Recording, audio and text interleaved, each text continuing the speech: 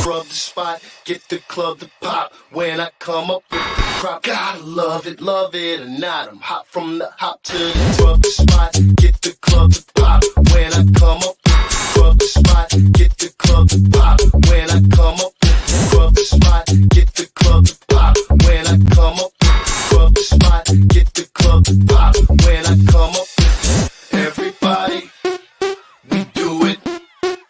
Everybody, we do it.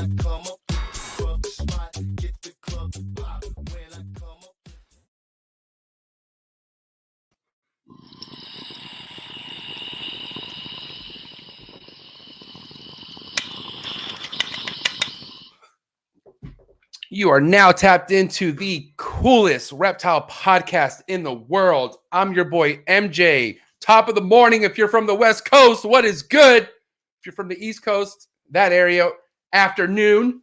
What is cracking? How are you guys doing? I'm excited. You know, Saturday mornings are my thing.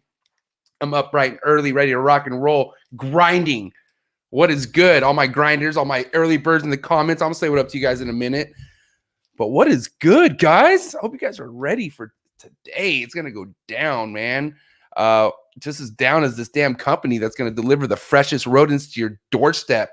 That's coldbloodedcafe.com. $30 flat rate shipping to your doorstep. Anywhere from the day one pinks to the mammoth rats. High quality rodents. Bred for your animals. Go check them out. Shout out to the Cold Blooded Cafe crew. Shout out to John and Alex over at Sim Container. You got eggs. Put them inside of a sim box.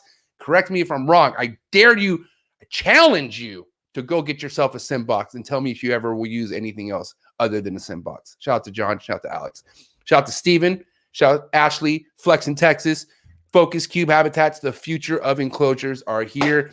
PVC built. Very easy to move around. Let's just say that, okay? If you want to play Tetris with your room and you're one of those keepers that just like to move things around every so often, well, shit, man. Get yourself some Focus Cube Habitats and you will be able to do that all you want because it's easy to do. You can do it by yourself versus needing like a 3-man crew and shit for these other typical enclosures. Shout out to Freedom Breeder, man. Shout out to Jesse, the whole Freedom Breeder crew. You got yourself a Freedom Breeder rack. You know where it's at. Made in the United States, stainless steel rack, professional way of breeding and keeping rodents or reptiles, man. So make sure you check them out. Freedom Breeder. Shout out to the crew, man, for sponsoring the channel. Shout out to the big dog himself, Miguel Garcia. Always evolving pythons, consistently killing the game.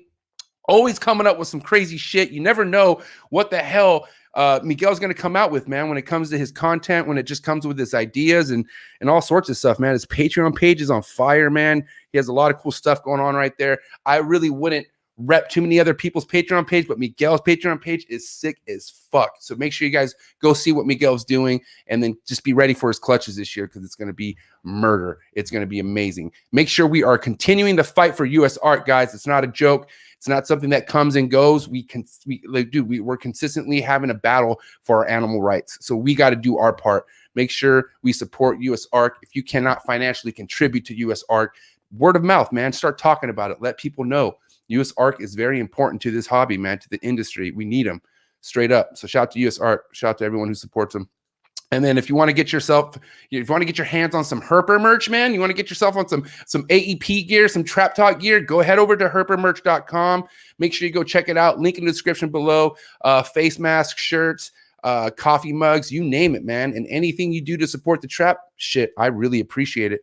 So speaking of, supporting the trap, man, you could follow me on Instagram. So mjexoticscartal, that is my brand. That is what I use to when it comes to me producing my animals. So go check me on Instagram. You could also follow the podcast page on Instagram, Trap Talk with MJ Podcast. And then we're on Twitch as well. Shout out to all my Twitch viewers out there. I don't know how many we have right now. I'm about to go see what up, but shout out to all my Twitch viewers, man. You guys could go follow me on Twitch now as well. So Trap Talk with MJ Podcast on Twitch. I appreciate anyone who go follows me on Twitch. Big time. TikTok. Catch your boy on TikTok. Coming out with some sick ass shit. Give me a chance. Go follow your boy on TikTok. I'm trying to get the TikTok things moving, man. And one thing that is moving, one thing that's continuing to grow is the Trap Talk fucking Patreon page. Shout out to all my trap familia out there.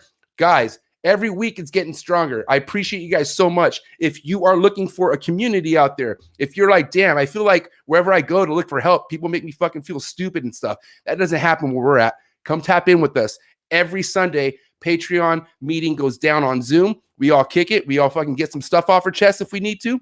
But it's all important because, you know, we all come together as one. We're all here to make sure we help each other eat. So if you want to be a part of that, you want to join that Trap Patreon page, go down to the link in the description below. I freaking guarantee you joined, you will not be disappointed, okay? And you will be really happy that you did. Shout out to my Patreon members. I love you guys to the fullest. All right, before we get started, I got to say hi to my early birds, man. What up to the homie Mike, 1776 Exotics, big homie right there, Patreon Savage. And then we have the head of security of the Patreon page, Martin Morphs. What's up, General? General in the building. And then we have another Patreon homie, the Reptile Keep. I guarantee it's all Patreon members watching right now. Shout out to all you guys, bro. You guys are just a shit. I love it. I love it. Krista, what is good? Krista, you ready for that San Diego trip? Psh, I know you are. It's going to go down. What up, Jacob? The homie Jacob. I hope you're ready for a good show. Octavio, man, so far it's been all trap fucking Patreon members. That is sick as fuck. What's up, homie? Underworld Exotics. Yeah, man, it's going to be a great show. The homie Angel, another Patreon Savage. What is good? What's good, Manny? How are you? Another fucking sick-ass homie, Patreon homie, year zero, Reptiles. This dude's a fucking sniper. That's all I got to say. He's a real deal sniper. Just finished school for sniping people. Yards away. One shot. Done. That's my homie. Brandon Wheeler, another fucking Patreon member. What is good, man? Norway in the house. What is cracking? OM Reptiles. You guys are all here. I got to say hi to the homegirl, Mindy. Hi, Mindy. My homegirl, Mindy. All right.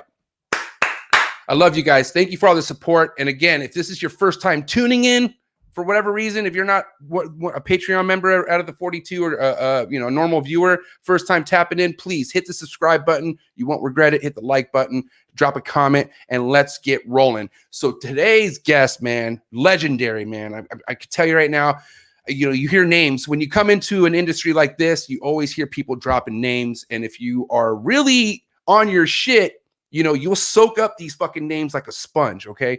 At least I do. And it's not too hard to fucking remember this guy's name because a lot of people give this guy a lot of props all the damn time. He's fucking legendary, and he's here tapping in with us this morning. Tim Bailey of Bailey and Bailey Reptiles in the flesh. What is up, sir? Hey, good morning. I guess I'm not East Coast, so it's still not noon yet here. It's still 11 o'clock, so I can still say good morning and be correct. Okay, where are you, Tim? I'm about a little town called Folsom, but for people who aren't familiar, I'm about 60 miles north of New Orleans, so southeast Louisiana. Oh, bitchin'. Okay, you've been there your entire life? Like that's where you were born and raised and whatnot? Yeah, I mean, I moved slightly away. I was born and raised closer to New Orleans, and then moved. They call it North Shore, so Lake Pontchartrain's a big giant lake between New Orleans and where I am. So they call it the North Shore of the lake. So I moved to the North Shore about 20 years ago. So I've been here for a little while, but for the most part, lived Louisiana my whole life, with the exception of some Marine Corps time that I was stationed elsewhere. But otherwise, been here my whole life. Well, respect for your service. I always love it when I have someone who comes on the show that fought for this country and whatnot. And what year was this, if you don't mind me asking? Well, I was enlisted as a reservist in the Marine Corps, so I went in January 3rd of 95. Okay. Spent 10 and a half years as a reservist, but actually ended up logging a little over 5 years of active duty time in that stretch, so still a fair bit of time, and did you said logging? Did you say logging? I'm sorry, Tim, you said logging? I heard logging. Did you say logging? I was logging. No, I don't think so. Okay. So, I just said logged.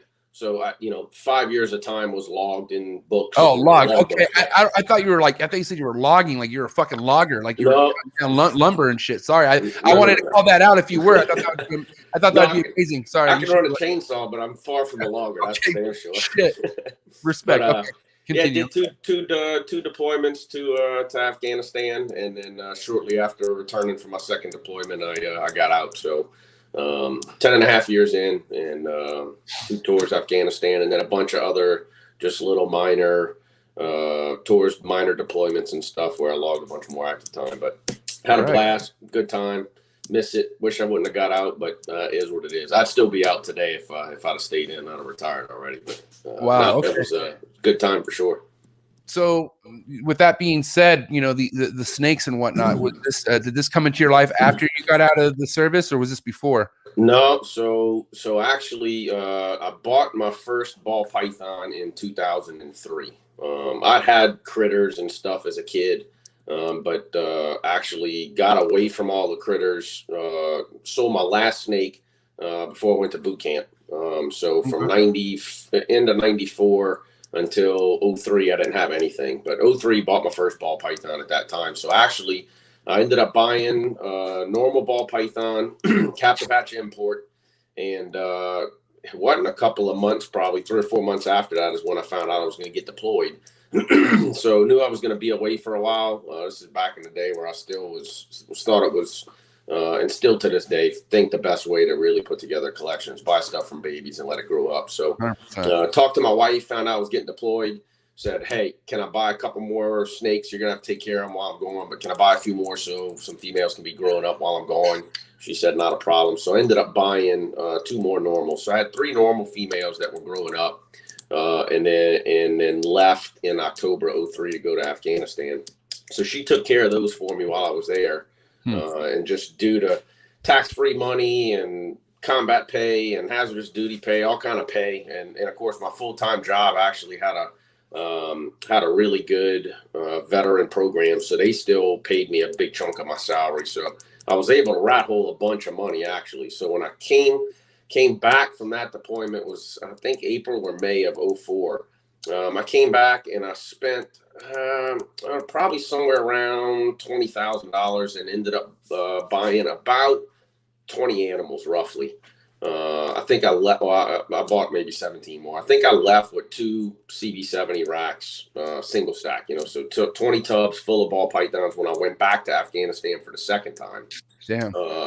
Wife took care of those for me while I was there, and then actually made a couple of purchases from Afghanistan when I could get internet access, which wasn't easy to do at the end of 04. But I'd find something on King Snake and buy a few snakes. So I had a couple things purchased and shipped in while I was there the second time, and came home probably to around 24, 25 snakes when I got back in April of 05. And then so I had snakes while I was in, and actually had stuff while I was in Afghanistan. So bitchin'. All right. So, I mean, obviously there was some sort of a passion behind all this and whatnot. So was the whole game plan from a long time ago was to create some sort of a business with these snakes, or did this passion slowly just grow as time went on? Yeah, I mean, obviously everyone knows their own personality. I had a feeling that I could get out of control, but the original intent. I mean, I still have a full-time job, the same job I had way back then. So, I've been in the oil field for 24 years and still do that. So, I have a well-paying job. So, never really was looking for a business that needed, additional income. Residual income that came out of would be great, but the original intent getting in was, man, it was just, I love the snakes. As a kid, all the critters I had, I never bred anything. I was just a keeper. So when I got back into it and just was reinvigorated to it and just was fascinated by the breeding side of it. So I thought that would be fun. And at worst case, I could get production to pay for new animals, pay for racks, make the hobby self-sufficient. And then, provide some Disney money or something, something to bring the kids to Disney World, go on a nice vacation every year. And if that's all that ever came out of it, great. But, as the years passed, the collection just held back stuff, continued to grow, and, still had a fascination for tons of other species. So, bought a whole bunch of other species on top of the ball pythons, although that's still the primary staple, the largest chunk of the collection. But yeah, so it just organically grew into what it is. And, 6 or 7 years ago, I had to hire an employee because it got too big and I couldn't take care of it all anymore. And so it's grown all by itself. I've never had a business plan since day one. I've never wrote one out. I've never planned it to be anything. It grows. And when I get to the next step, I just ask myself what I need now and get what I need and order a new rack and get another employee and just do whatever you got to do, up your rodent order, look for a new supplier of this. And it's just grown all by itself. I just let it do its own thing. Right. Respect to that. Now, who were your, up and coming, right? Like, obviously, were you the only one that you knew hanging out and, messing with animals? Or, I mean, like, who were the, people you were surrounding yourself with back then? So, I mean, not a ton, but I mean, the start for me, obviously, and there's another one of those names that's been around a long time. He's not quite as prevalent in it as he was, but Sean Bradley at Exotics by Nature. Tim, I'm so sorry. I hear clicking. Is that when you're talking? Oh, no, that was me tapping my fingers. I'll quit that. Oh, okay. No, sorry. No, I was like, is that the audio? I'm so sorry. Yeah. No, that's my African tribal accent. I click when I talk now. I'm just kidding. I was tripping. I was like, am I hearing things again? Sometimes when I smoke, I hear things. That's no, that's me. Okay, no, you're good. That's an easy fix. Yeah, you're good. Continue. Sorry. But yeah, so Sean at Exotics by Nature, you can still find website and still find Sean links and stuff all over. But I think he's getting back in a little bit. But at any rate, Sean owned a pet store back at that time. He's since got rid of that pet store. He's got another fish store now, but had an exotic reptile store. And it was actually in a little tiny building in the middle of nowhere, but it happened to be on the road coming to my house. I pass it all the time. And that's where I bought those first animals from. Just talked to Sean and learned a good bit from him and got some mentorship from Sean. And then, of course, from that point, I went to Daytona in 2004 was my first year going to Daytona. So got introduced to, a lot of Sean's friends at that time. And then, of course, big players at that time. Kevin McCurley was huge. Pete Call was huge. Brian Barchak was there. I became real good friends with Brian, bought a lot of stuff from Brian early on. A lot of some of those legendary names, and some of them are gone now, but just, ran around in those circles, talked to those people, but didn't really get a lot of mentoring from those guys. We're just friends with them for the most part. I'd ask Sean if I had something, or I'd learn on my own. And of course, at that time, about all we had, I was real active on King Snake forums at the time. Fauna Classified forums were big at that time. Ralph had a message board on RDR. So I was on that message board, so we could ask questions of those people. Shortly thereafter, ballpythons.net and the Reptile Radio guys. I don't know why I can't think of the name of that forum they had, but I jumped on those two forums and did a bunch there. So it was a lot of activity at that time. I'd say probably from 03 till about maybe 07 or so, maybe trickling into 08, where a lot of that time was spent there. But I did, whatever I didn't learn from Sean, I pretty much kind of just learned on my own, just paying attention. Read a few books and read a few things here or there on forums, and would just read as much as you could from what people were sharing there. That's pretty much how that process evolved. And I always get a kick when I ask people like yourself this, because you've been in this for quite some time. But man, how different is it nowadays compared to back then when it comes to getting information? Well, man, I'm sure some other people say that. The big difference to me now is, hey, information is really easy to get nowadays, especially in light of Instagram and TikTok and YouTube and Facebook. And you can go anywhere and get information. The real question is it accurate information? Is it good information? It's so hard now to vet people. I think that's the downside to that, because I see people that get information and I have, some reservations about the information they have. Unfortunately, I'm nowhere near as active in that digital, internet world as I used to be on those forums. I just don't have the time to do it. And so I find myself a lot of times really wanting to respond to something I see and just not responding because I know it's going to turn into a back and forth conversation that I don't have time for. And that's horrible. I wish I had some more time to give back to the community, but occasionally I'll chime in and say something. But, the problem there is just, vetting those people. It was a little easier on forums to vet people because you can go and read all their past history, see what they say. And a lot of people would back you. And so to me, I felt it was a little easier to do on forums than it is now to do on Facebook. Because if somebody wants to vet you, they have to take it upon themselves to go do some digging, look, see what see what you are, see where you came from, see what you know. And it's a little harder to do. But I mean, I still think you can do it. But the only other thing is that I find different, and this is obviously not applying to everybody, but the bulk majority of people I see coming in, I just don't feel they spend enough time on their own. They're wanting to be spoon-fed a bunch of information. And maybe some people take it well that way. I personally, if you spoon feed it to me, I'm still not going to remember it anyway. So that's not a good way for me to learn anyhow. But I remember, way early on, a story Sean used to tell a bunch of people is, I came in with an interest in ball pythons, and then I just, dove in myself and read as much as I could, learned as much as I could on my own. And I came into the shop one day and I said, hey, man, look, I've been trying to learn this Punnett square thing, and drew out a Punnett square and said, hey, I'm breeding this. This is the outcome. And he's like, man, how'd you figure that out? And I said, man, I just went and read. I went and read. At that time, actually, I'd be curious to know if it's still there. But on Ralph Davis's website, Ralph had it was like a dictionary on there that had genetic terms and terms that applied to reptiles, reptile breeding, and snakes. And so, and I tell people all the time, hey, go get the definition and truly learn the definition of a lot of the words that we fling around in the industry that people don't understand.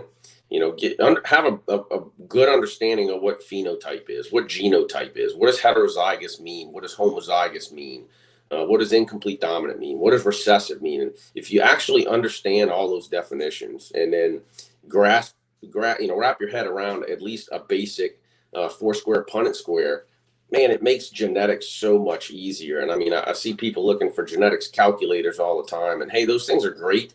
But really, if you understand all those words, it makes it so much simpler to predict outcomes, know what you're doing, know what you're breeding, know what you're going to get, and understand what you're buying and how it works. So that's one I just tell people is, hey, man, go read as much as you can, learn as much as you can. And then instead of the people I see on Facebook all the time go, hey, look, I just really got interested in a tortoise, and I think I want to get one. And, I've been doing some research, and hey, give me some pointers and stuff I need to know. And when people ask me that, I go, man, I'm not going to I can talk to you for 3 hours about it. How about you go do some research and send me a pointed question? Hey, I couldn't find this, or I need clarification. Exactly. So the biggest thing for me is, man, just go read research. And if you are going to reach out and ask somebody for help, respect their time and ask them something specific. If you ask me a list of 3 specific questions, I'm going to answer with some really good information for you. If you just say, tell me more about X, I'm probably not going to reply to you because what do you want to know? I can write a book, and then I'm not.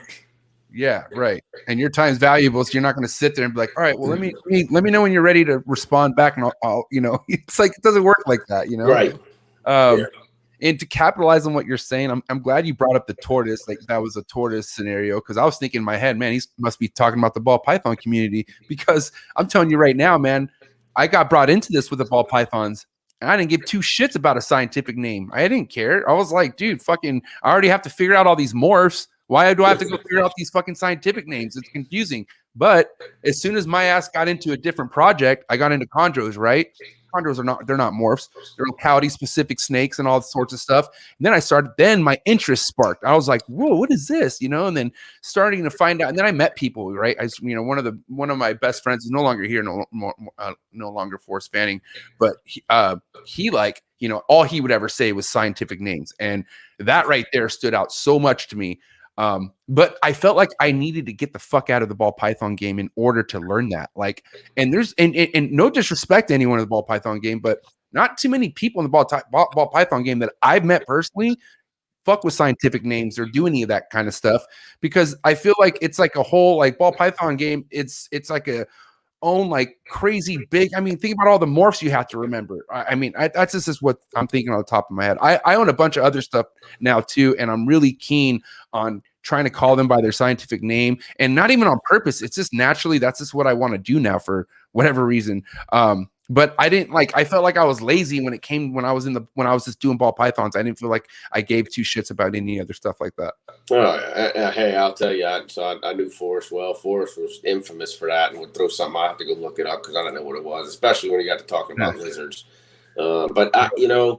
It really it's a shame. I mean, and hey, again, it's nothing against the ball python world. It's getting a lot of people into the hobby. There's still a lot of great aspects from it, and people that just want to focus solely on ball pythons, there's nothing wrong with that either. Right. I still have a ton of fun producing a bunch of cool ball python stuff. But over the years, there's just been a bunch of species I've always wanted. And I just collect a few and get a couple of animals, and those things really fascinate me, probably because I think some of it even comes down to the fact that ball pythons, I've hit the cruise control button on that. I've been doing it so long. I got an ultrasound, and I told people I have an ultrasound of the ball python since 2018. The only time I turn that thing on is if I'm ultrasounding another species, if I'm ultrasounding Angolan or the Bloods or some boas or something like that. But I know what the look is. I know what their behavior is. I know, what they're going to do. I know how the feeding goes, my building temperatures and humidities. I mean, everything is dialed in. I don't have to do anything with the ball pythons. The only thing I physically have to do is feed them and introduce males to females. The other stuff I got to pay a lot more attention to because I'm still learning, even though I've been successful with quite a few other species. I'm still learning a lot about those. So nothing wrong with anyone that wants to stick solely with the ball pythons, but the ball python community really, I think, from what I'm observing from where I sit, is actually almost its carved out own community in the entire reptile world. Yeah. And I can tell, if I didn't read the subject line or look at, the link to whatever animal they're interested in, most of the time I can tell by the way someone writes an email if they're a ball python buyer or if they're buying something else. I mean, it's interesting the types of questions they ask that non-ball python people never ask those questions. And then, just the fact of a lot of the other species that I have, rarely do I get anyone ask for what's your best deal and do you discount and can you do, I mean, they just, other species, they pay the price and that is what it is. So, the ball python world is, if you branch out, you'll find it's almost a different world than everything else. And not bad, just different. It's just different. It's just different. It's just a lot more. It's just a lot more. It's just more like there's just a lot more out there than ball pythons, is what you're saying. Oh no, there's a ton more out there, and I've only scratched the surface with the handful of stuff that I keep and have bred and produced and whatever. There's a ton out there, but I just buy what I like and play with what I like, and some of the stuff I like's not even got a lot of value to it, and you don't sell it for a lot, but it's just cool and I like it, so I have it. Right. Now, I definitely want to talk about some of the, the handful of other species you work with, but for now, I want to stick to the ball pythons and want to talk about what were some of your most memorable projects that really got the brand running for you, like that you could recall and could always pay respect to. So, I mean, the first, expensive animal, I mean, I use that term lightly. Everyone's going to define it differently. But the first expensive animal I bought was a pinstripe. I paid $20,000 for my pinstripe male. And, I mean, that was a project that I truly enjoyed way back at the beginning, back in the late 90s. And there was even fewer, but definitely in the early aughts, 03, 04, 05. There was only a handful of pattern mutations you could get. And I mean, pretty much it was spider, genetic stripe, and pinstripe. That was about it. And I had a spider. I actually had some genetic stripe stuff. But pinstripe was the pattern mutation that I really loved. And I've loved it since day one. So bought a pinstripe ware early on, and did a bunch of stuff with pinstripes. So that was a big spend and memorable project. But I mean, I think what really I kind of got my name for way early on, and to this day, I still have a lot of people that forget I produce it, but or make a lot of it, or that I'm towards the leading edge of a lot of those projects, and a lot of it has to do with I got so many customers that buy that stuff before it ever hits the market. But I've been a huge fan of black and gray and white snakes since day one. I mean, I love anery Hondurans, I love anery corn snakes, anery boas. So axanthic ball pythons was probably one of the things that kind of put me, on the map and really got a lot of stuff going. A lot of projects I had early on, I got higher end projects from doing trades, axanthics for other stuff. But I bought my first axanthic in 2004 from Barchak at Daytona. And when I bought it, a bunch of people at the show actually came up to me and said, "You bought that axanthic." I mean, everybody knew the animal I bought. It was probably the nicest looking VPI axanthic I'd ever seen to date. Brian's manager at the time said it was the nicest one they ever produced. So I had bought a VPI axanthic male. I paid $4,000 for him, and I bought a het axanthic female. I paid $750 for her, and I had bought 3 66 pos het axanthics from another good friend of mine, Corey Hinchin at Bradford Cole Horticulture, and that was the start of my axanthic project. And made a bunch. Actually, ended up proving out all 3 of the 66 pos het girls. And they all proved out at 20 months old. They all laid, they were giant females. They laid, I think 9, one of them laid a 10 egg clutch, one of them laid an 8, and one of them laid a 9, I think, at like 2 years old. And they were all over 22,000 grams, and all of them proved out. So I made a ton of axanthics with those, which really helped to escalate that game. But from there, I just started plugging axanthics into everything. Actually, 2 of the animals that I was talking about that I bought when I was in Afghanistan in 2005 was a pair of double hat axanthic hypos from Corey. Long road. They ended up, those 2 animals ended up not proving out. Paid a bunch of money for them, but props to Corey and Bradford Cole. If anyone is friends with Corey or still buying or looking to buy, I mean, hey, Corey made that right probably about 7 years later. Because I wanted to breed them quite a few times to ensure that, I wasn't just getting poo odds. But we're talking about Corey Wood? No, Corey Hinchin at Bradford Cole Horticulture. Okay, right. Okay. But so I mean, at the time I bought those, and the time of the first breeding that I bred them, True Ghost still had not yet been made, so I could have been the first in the world. But fast forward, I bought those in 2005. Fast forward to 2015 when I made my first axanthic hypo Ghost. And so what's funny there is if you fast forward to what was one of your hallmark projects then and what's your favorite project now, the True Ghost is really where I've put a lot of focus now, and probably something that is my all-time favorite in my ball python collection. I mean, obviously we're doing some more with it and adding some more stuff to it outside of just plain Ghost, and I have made pastel, I've made enchies, I've made typhoons, I've made super enchies. Hopefully here shortly, we have a shot at Mojaves and enchi Mojaves. And I'm adding a few other things in there, and I've got a Ghost Pie project working, and we'll start on a Ghost Clown shortly. But, that's one that, when I bring a Ghost to a show, it's one of the animals that hands down will stop everybody in their tracks. People come up and say, "Someone sent me to your table to come look at," and I can finish the sentence. Yeah, look at this. I'll point to it before they finish. So I love those Ghost, things. right? This is DPI Ghost right here? Correct. It looks like a filter. Like, this doesn't even look real. Yes. And so, what I tell everybody why I think this is such a huge future in ball pythons is whenever anyone talks about axanthics, what you hear out of everybody is, "Hey, I want an axanthic that doesn't brown out." And the picture that they have in their brain of what they want is a Ghost. That's what they want. Those animals do not brown out. So my oldest Ghost now is 6 years old. He looks better than the day he was born.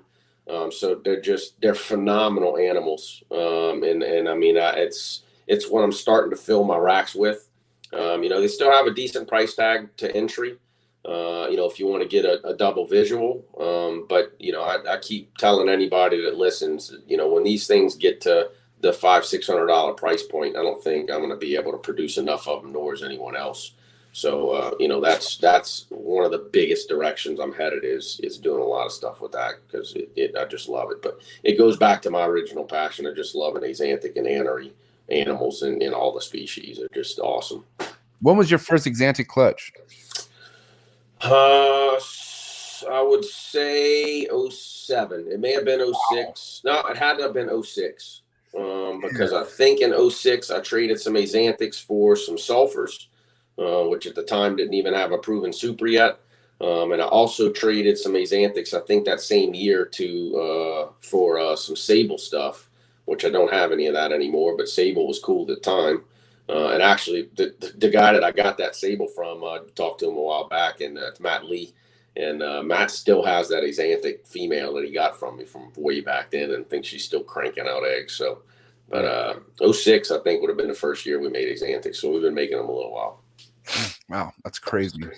And then what was your production like in 06, like clutch wise and stuff like that? Like what were so I think 06 was our first year of production, and if I remember right, my first year of production I had 11 clutches. Okay. And then 11 went to what? What was your next year? If you Man, I'd have to go dig. I actually got it in a drawer sitting right next to me, but it was probably somewhere around 20, maybe. Okay, so doubled, and yeah, about that. And then I want to say the next year was probably 30 to 40, and then the following year was probably closer to 40, probably 40 again or so. And then I want to say it was probably somewhere around, my biggest year was probably about 2012 or 13. Actually, I think it was 13. So I think that was the year we moved into the building. That was the biggest year, and I think I had 111 clutches. I didn't have an employee at the time, still had my full-time job. So I was pretty much setting up almost an entire ARS 1075 rack every week for about 6 or 7 weeks. We were popping out about 10 to 11 clutches a week we're hatching. And I said, never again. While I have a full-time job and no employee, that won't ever happen again. That was way too much work. That's a lot. Yeah. Where you at? To date, where you at? How many clutches are you producing a year? So last year was probably about 56. Honestly, I've been kind of lazy with ball python breeding for the last couple of years. I'll go walk in the building, and I used to drop males in on Friday and then rotate them on Monday morning or Sunday evening, and then pull them on Wednesday, feed on Thursday. And for whatever reason lately, feeding days have started spreading out over a couple of days. And so a lot of times I'm feeding stuff on Friday, so I won't pair. So most of the time now I'm pairing a male up with a female, drop in on Sunday, leave it till Wednesday. So that's it. They're once a week. But plenty of times I'll just come in on a Saturday or Sunday, and that's my days to get everything around the house done. I end up finding out, it's Monday, I haven't paired anything, and I'm going to get to it, and I get busy Monday because Monday's normally a shipping day. So next thing you know, I look up and it's been 3 weeks. I haven't dropped a mail, so I go drop everything. And so I've kind of been lazy. And so I could easily get production up higher than that.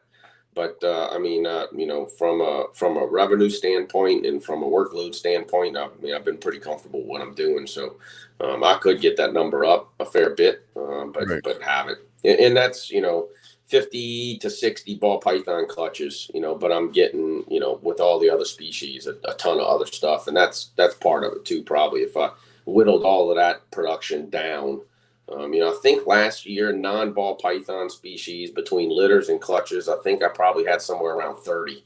So, it puts my total production, somewhere around 80 to 90 clutches or litters, just ball pythons, 50 to 60. So that I'm still getting close to that 100 number, and that's probably why I feel like the ball pythons have backed off a bit because other stuff has increased. And so from a head count perspective, it's still almost always the same, head count at the peak of the season. Now, with the ball pythons, that was the first species of animals you were working with and breeding, right? Was the ball pythons? Yes. Yeah. Okay. Yep.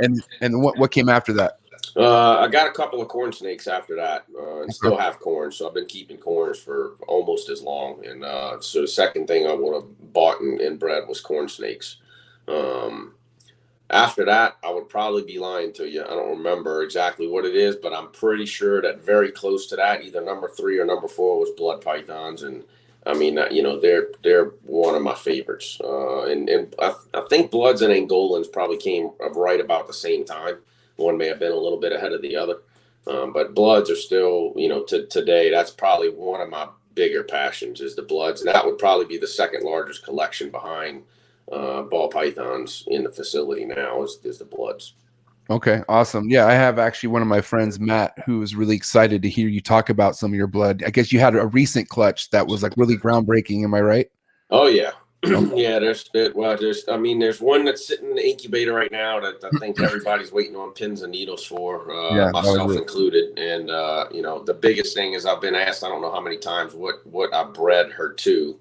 And the same answer still applies to that, as everybody's gonna have to wait and see when it hatches. I know what it is, but probably about 2 or 3 other people do. But sworn to secrecy, no one will say. But yeah, I had a wrought iron female lay Wow. clutch of eggs this year. So last year she actually laid a clutch of eggs last year. I don't remember the exact count. There was a bit of slugs. She was a little bit of a younger girl. I wasn't sure she was even going to go. She did. Probably laid somewhere around 5 or 6 good eggs. I think maybe around 4 or 5 slugs. Most of the eggs dropped off one by one, and there was 1 egg left. My wrought iron girl is het T positive albino, and I had bred her to a T positive albino batik. And lo and behold, the one sole surviving egg was the holy grail. It hit all of them. So we made a T positive albino batik wrought iron last year. He's doing great. I probably should get some updated pics because I haven't sent any out in quite a while. But he's a phenomenal looking animal. He's doing great. We'll see how that goes. He is pictured. He will be. I've sent the pictures off to Dave Barker. So when the blood book does come out from the Barkers that we all been waiting on for 6 or 7 years, he'll be included in that book. So he's in there. But anyway, that girl laid again this year. Bred to unknown male for most, and she laid 13 eggs and 2 slugs. And eggs are about 4 weeks in. I just candled them last week just to check, and everything looks really good. There was 2 kickouts that she had. I had them marked, and looks like veins were growing decent in those. So I think all 13 eggs will go. You know, I mean, the only thing I'll let out there to anybody is I will say that there is potential for albino wrought irons in this clutch as well. That still has yet to be produced. You know, I missed just the plain albino wrought iron last year because, again, I had it with batik included. But I'm still interested to see what just the plain T positive albino wrought iron looks like. But it's 13 eggs, so I mean there should be some decent stuff in there. And here in about 4 or 5 weeks, the world will get to see what it looks like. But we'll see.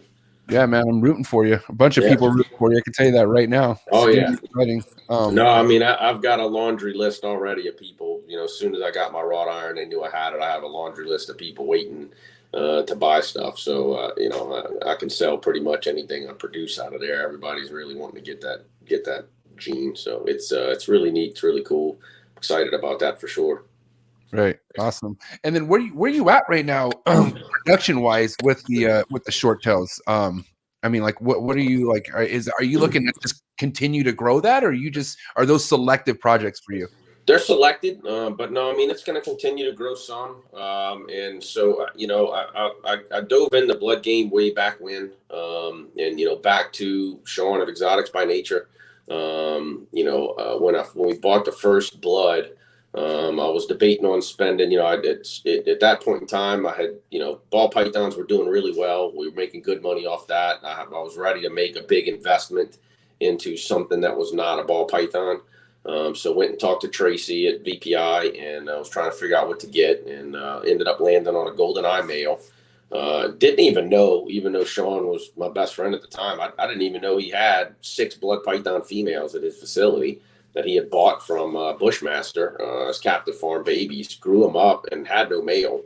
So when I bought this golden eye, he's like, hey man, how about we just go in halves on the blood python project and grow that thing up? I'll send you these 6 females. And, you know, we got 6 females to start a breeding project with. So we did. And then, you know, we slowly just started adding a bunch of additional animals. I think we ended up with somewhere around 22 blood pythons, but between some holdbacks that we kept and, you know, stuff that we bought.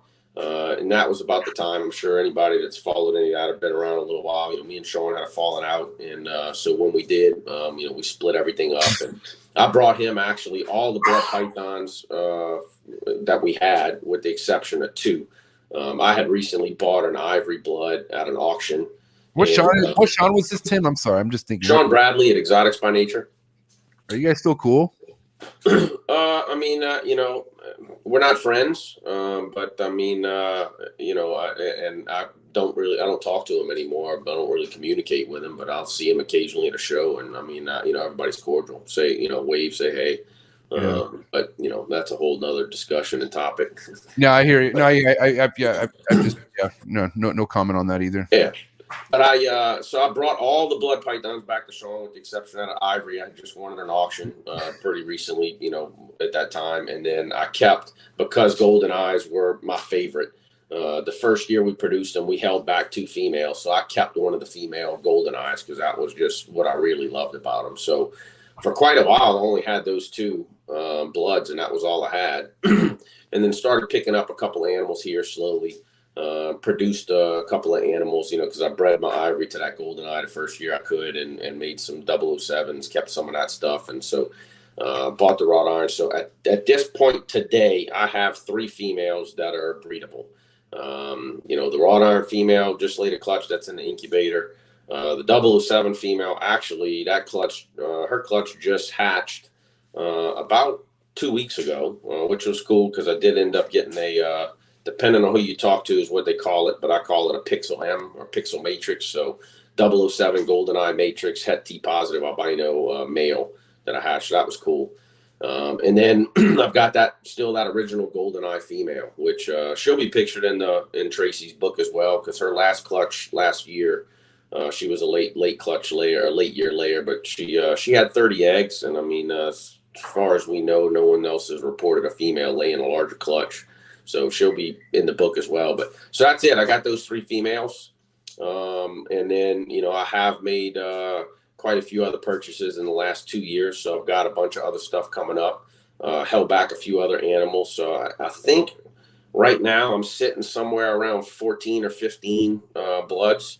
Don't really have a cap or ceiling on where that collection is going to go. But, you know, they do produce larger clutches than balls in general. And, you know, they do take up a little bit more space than balls. So I'm not looking to get, you know, that collection. I would probably say if someone put a gun to my head and said, hey, what's the biggest you'll get on that? I'd probably say something like 50 animals right now. And I don't even know if I'll get there. So it'll be smaller, but I do, you know, I've got a real passion for that species. I just love that species a ton. So, you know, we'll have a lot of fun with that. And, you know, I've been meaning to take some pictures. I think they're probably a year and a half old now, but I was the first, according to Tracy, to buy into, and I waited years for that. I never got into the T negative project because Tracy had these yellow and white T negs. Yeah. I think she calls them no reds now. So I have a pair of no red T negs that are about a year and a half. They're doing really awesome. So I need to get some pics of those and post them up here soon for everyone to see, because Tracy doesn't post a lot of pictures anymore, so there's not too many people out there that can post pictures of that stuff. So it's some T-neg projects that a lot of people, you know, in that blood world, you know, haven't seen or don't get to see updates. So I'll put that on my list of stuff to do here in the next week if I can. Try to get some pics of those guys up, because they're phenomenal animals. I'm really excited about that project coming online here for too long. I have a dream list, Tim. You want to know what it is? Oh yeah. Have Tracy on the show. I could talk to her. I don't know how many podcasts she's doing, but I'll see if she wants to do one. Tell her I will not say one curse word. I will. Okay. I will keep it the way she wants to keep it. I promise you. Okay. Let her know that she is probably one of the most highly requested guests to bring on, and I'm pretty good at reaching out to people, but there's a force field between me and Tracy, and I just, you know what I mean. And with all due respect, I want to make sure the approach is perfect. Oh so, yeah.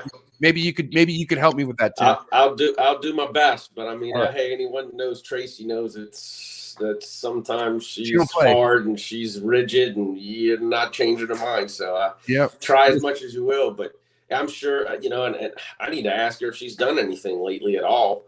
Yeah. And Well, because I I guess don't think she's done very many, so tons of people would love to hear it. And the fact maybe is, I'd love to tell Tracy, hey, you've been stuck at home with COVID, you haven't gone anywhere. How come you didn't do a couple podcasts? So I'll see if I can't give her a couple digs when I talk yeah. to her here, probably pretty soon, because when that wrought iron clutch hatches, that's one of the first ones I got to call. She's going to want to know.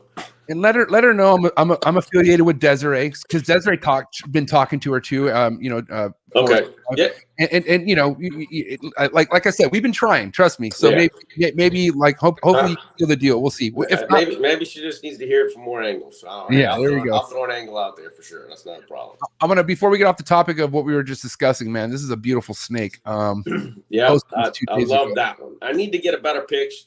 So actually, it just so I bought that from and one of my really good friends, and first real introductions when I got into the blood world was Ali McCara at Giant Keeper Reptiles. And I don't want to leave Chris out. He'll get mad at me if he listens to this, but Ali and Chris over there. But I was texting with Ali the other day about something, and I happened to be in a building, I think getting a pick or a wait for a ball python customer, and realized I hadn't sent her a picture of that thing in a while, because she sent me a picture of one of her new projects. So I pulled it out real quick, threw it in the light box because it sits right next to it, and snapped the pic with the camera. But it's actually not quite that orange in person. The yellow is a lot brighter, but it's a phenomenal animal. I do need to get another picture with the camera and try to get the colors a little bit more accurate versus just the phone. But yeah, that's a pale gray female that I'm growing up that I got from Ali, and I love that animal. And I think that project, I think a lot of people right now still haven't dove into it. There's not a ton of stuff out there. There's still a little bit of a price tag on there, but it's worth it to me to get that in there, and I'm kind of excited to see what that stuff does. But at least at this point, I've got a female growing up, and it is a recessive project, so you need a female of some kind if you want to recreate it. So don't know what I'm gonna put to that girl just yet, but who knows? I may have something in the next year or two that'll go better with it. But one of the first things I was talking to Ali about it the other day that I really want to get into there. I think when I really think about what I think is going to do the best to it first, I think the batik version of that's going to be pretty amazing. So we'll see where it goes. But batik is one that I definitely want to get in there, because I think it's going to be interesting to see, what we do with the high reds and batiks with the, almost pretty much no red and pale grays. They're just grays and yellows. So it'll be interesting, but that's going to be fun. But yeah, that animal is one I love opening the tub for every week for sure. I definitely want to give another shout out to my homie Matt from O'Malley's Morphs and all the other short tail keepers, because that right there, that community, man, like I feel like the market, like, like for instance, if you ever want to sell anything, like it's really difficult to sell shit off the value you feel like that animal's worth. I feel like for the most part, like for instance, if you want to compare that to like a ball python market, right? Like, your ball pythons for the most part sell pretty quick. But from my experience, I remember I had a small group of short tails that I invested a good amount of money in. And I just decided, I had so many other projects going on that I wanted to part ways with it. And I literally almost gave them away. Like, I didn't give them away. I mean, I don't know if it was the time, it was 2017, but like, I definitely didn't fucking give them, sell them for the price I wanted to sell them at. But in your eyes, where do you feel like that market? So, I'm sitting here thinking and reeling as you're talking, because 2017, it probably was a little bit of the market. And I'll tell you, anyone that dips their toe in that blood python market or world or community today will find that, man, it's been amazing to me to watch the last year in blood pythons. And it's really starting to take off. There's a lot of people getting into that market. Okay. And I'll use this in a minute to segue into something else I kind of wanted to talk about. Still in that short tail world, but no, I think that market is really exploding. And part of what I think I'm seeing is what Tracy told me a long time ago. And Tracy years ago, I think may have been when I bought that first golden eye, I really talked to Tracy, she said, hey, her goal was to get one blood python in the collection of every ball python keeper. And said, if I can do that, I've succeeded in growing that market in that world, because there were so many ball python keepers. You just get one blood in each one of them's collection, you'd be good. And at that time, the golden eye was one of the ones she thought would do that, because It's was at the time the most striking blood python out there, and one that even people that didn't know anything about blood still love that animal, and even magpies to couple with that.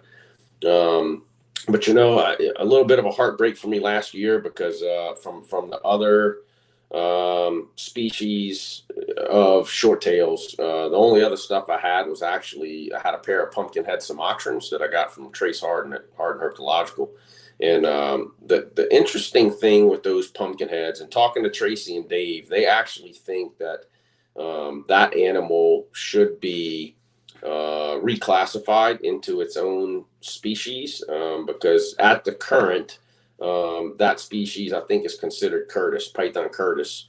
But if you look at Python Curtis and you look at Python Brittensteini, scalations and scale counts on heads, and you compare it to a pumpkinhead Sumatran, it doesn't match up to any of them. That species happens to be the smallest when compared to anything else, and actually is probably the most docile I've ever handled. And Tracy said the same thing. I think her and Dave used to have them when they were in zoos as well.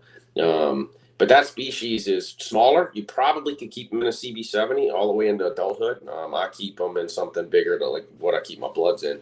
But they could be in something smaller. And man, they're just extremely handleable. I don't think I've ever been bit by them.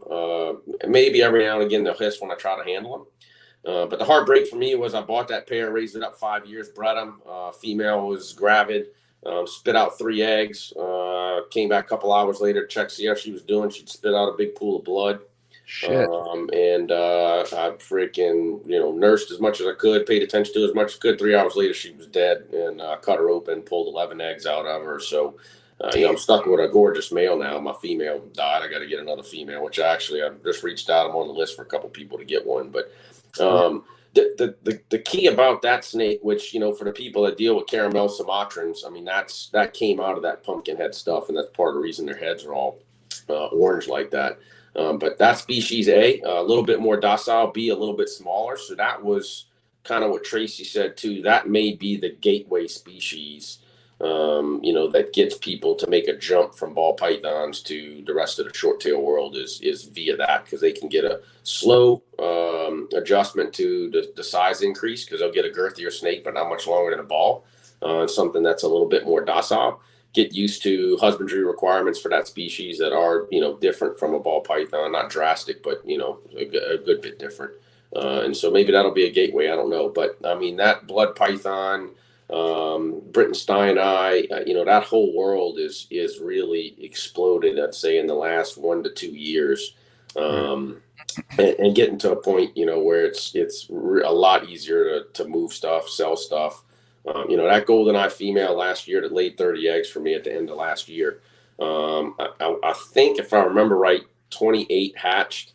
I have 2 animals left from that entire clutch, and it's only because I haven't posted them for sale, because they were both a little bit of pains and slow starters. I normally feed my bloods, mice solely for the first 6-8 months, and these guys I couldn't get them to eat, and lo and behold, they would only eat rats. So those 2 will probably put up for sale here pretty soon, but as soon as I do, they'll probably sell. So I mean, I haven't had any issues selling them. I've seen a lot of people moving them. And I've seen a lot of people ask me for what I have available, and I think stuff is just selling really well now. So that market is probably going to be one of the next bigger markets to come online in the next few years. I think it's really going to grow. I think I had like 150 followers in 2017, so that makes sense. Well, I mean, I didn't know. I hardly knew anybody. You know what I mean? So that probably makes a lot of sense. And now I highly regret getting rid of them, because now hearing that they're booming. But I mean, to be honest, like nothing against short tails. My heart just wasn't in it the way it was in it for other shit that I wanted the space for, basically. But I did love them though, man. I do miss them. They are one. I'll tell anybody, if your heart's not in it, don't get it, because for as far as non-venomous stuff is concerned, it's probably the species that keeps you on your toes the most. Now, I've never been a keeper of berms and retics, so I don't know exactly how they compare, but I understand, talking to a bunch of people, that they're very similar to the retics and the berms, and that those 2 species, retics especially, at older ages, I mean, it's actually they seem to be much more intelligent than a ball python. They're a lot more attentive. I mean, you can hold a blood python and you can watch its pupils and its eyes move. It's looking around. So if your heart's not in it, you can take a nasty bite, and a nasty bite from those guys is nothing compared to a nasty bite from a ball python. So if you're not passionate about it, heart's not in it, I don't recommend keeping the species, because you're probably going to end up hating the species because of your fault, not the animal's fault. Why'd you have to say the word retic, Tim? I just got rid of, literally in the last week, 6 retics, my adults, the ones I've raised since babies. Because of this podcast, I've just had a lot of things and other reasons, I talk about this, but I just don't want to keep a big animal in a 6x2 or 8x2. It just doesn't feel right to me, man. Yeah. And as much as I love them, and they're like, hell, they'll just sit there and eat. After seeing them in a display like bar checks, and they're fucking in the corner of an 18-foot tall enclosure on top of a tree perching, I was like, dude, this is fucking crazy. That shows you right there how much area they use, Yeah. So, and in the beginning, the reason why I got the retics is because it was like the ball pythons. I was like, oh, I'm gonna breed these. Like, yeah, I'm gonna be a retic breeder too. And man, boy, did that fucking change. I had a horrible experience going to go see a retic breeder facility, and I was like, what the fuck is this? I was like, I was like, nope. It literally changed my perspective to like, all right, I'll make these like show animals, and maybe someday I'll teach them to kids or something. But like I said, I didn't want to keep them the way I was keeping them anymore. I got over it. No, that's so.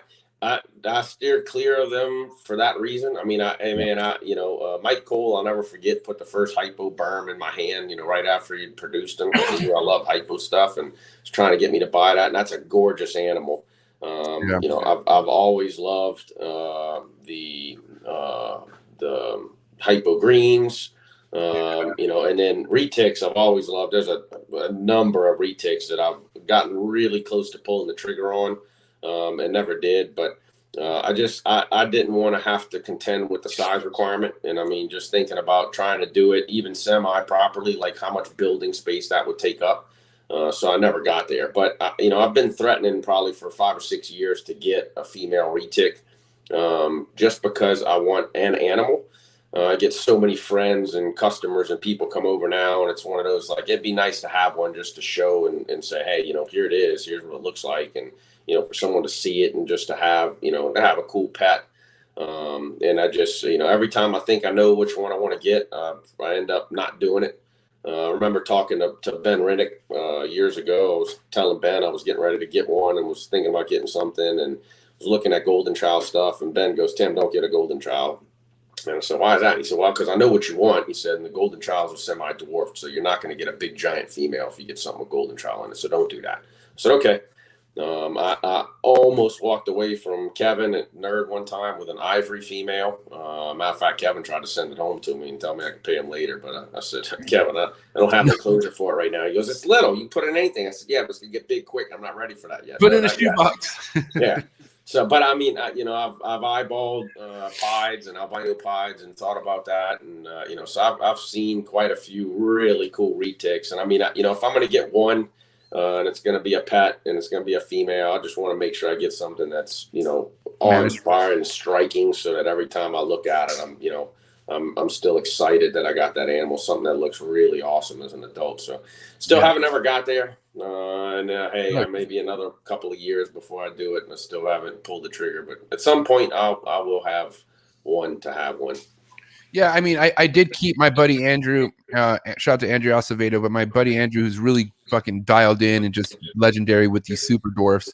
I kept one of his beautiful 50% platinum het ornery super dwarf retics, and he's sending me a pure calato a male.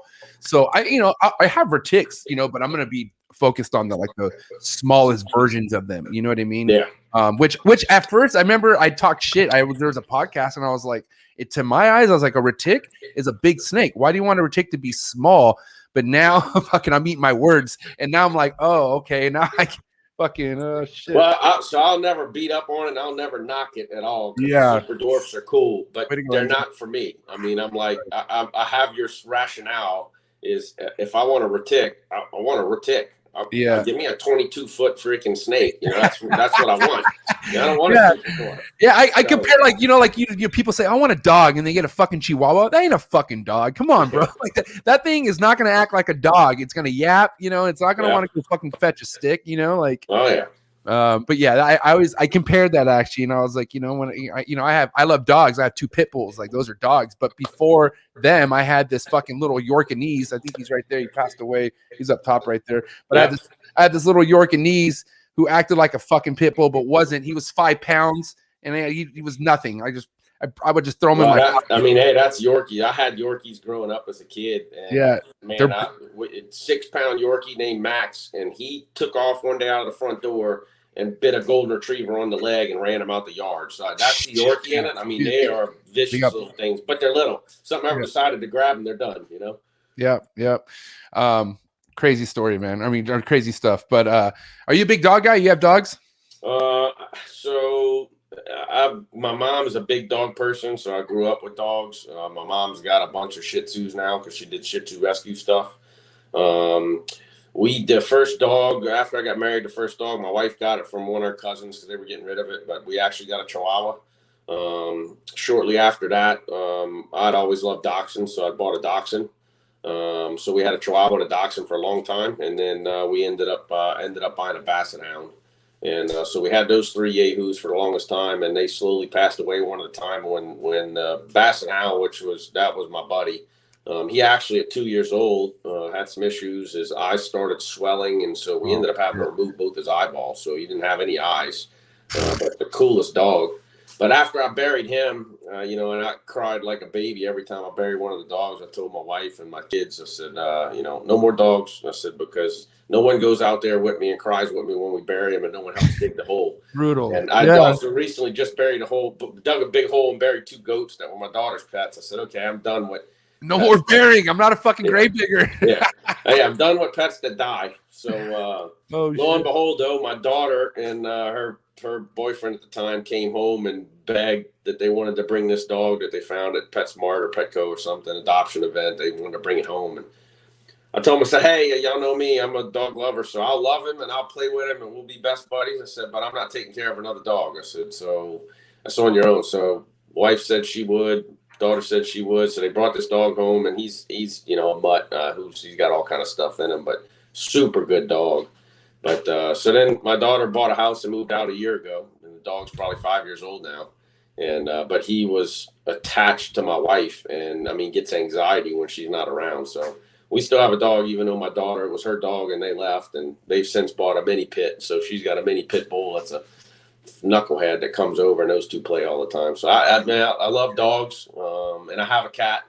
We had a barn and horses, so we always had a barn cat.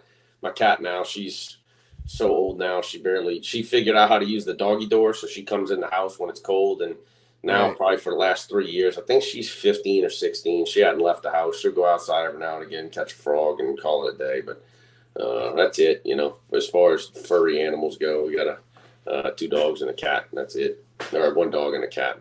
Half of a dog because my daughter brings him over when she goes to work. Yeah, man. I mean, it's definitely a lot more for me than just these reptiles. I got alpacas, I got chickens, the dogs, and I want more, man. Like, it's unfortunately the place I'm at that I've been for the last 5+ years. I've been I've been pretty close to the landlord, and it's not a relative or anything, but she knows how bad I want to buy this place, and it just turns out it's not going to happen.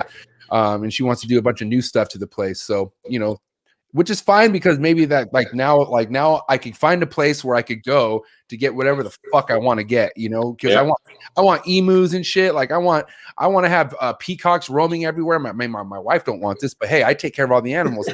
She's like, hey, as long as you don't need my help too much. Like she likes doing the chickens and like the stuff that's like easy, but man, don't put anything too crazy on her plate. Right? Yeah. Anyways, it's something about animals in general that just gives me such a peace. And even the work, I mean, taking care of 200+ snakes, which isn't, it's not a little, but it's not a lot. But I mean, still, like it's still something where, it could be work if your mind's not in the right place. Like it could be something where you don't want to do if you're not, if your heart's not in it. And no doubt. And no matter how fucked up my life's been during this, like no matter what I've been going through, like health issues or whatever, personal stuff, like the snakes, if I had to go to a room and change a bunch of fucking snakes, I was happy to do it. Like it actually was my escape. It was like allow me to go. I'm like, okay, cool. I could do this and not think about anything else for like 4 hours. And you know, that's my happy time, dude. Like, you know, I love it too. I There's love a ton of stuff I wanted to. I've restricted myself from getting some of that other stuff because I know it's going to become a time issue. I already got enough freaking problems, but I got a buddy of mine that's got an albino leucistic fox, and I mean, that thing is cool. I'll tell you, if it was legal in the state, probably 18 years ago, I would have started. Not have skunks by now because I love skunks, but you can't have them in Louisiana, so not as pets. But I'd love to have some skunks. They're so cool. I've done so much research on those things. I'd love to have that, but. And monkeys look cool too, but yeah, dude, too much work. I'm not dealing with those fuckers, bro. So, I mean, I like the smaller ones, but man, like apes and shit, man. Like no.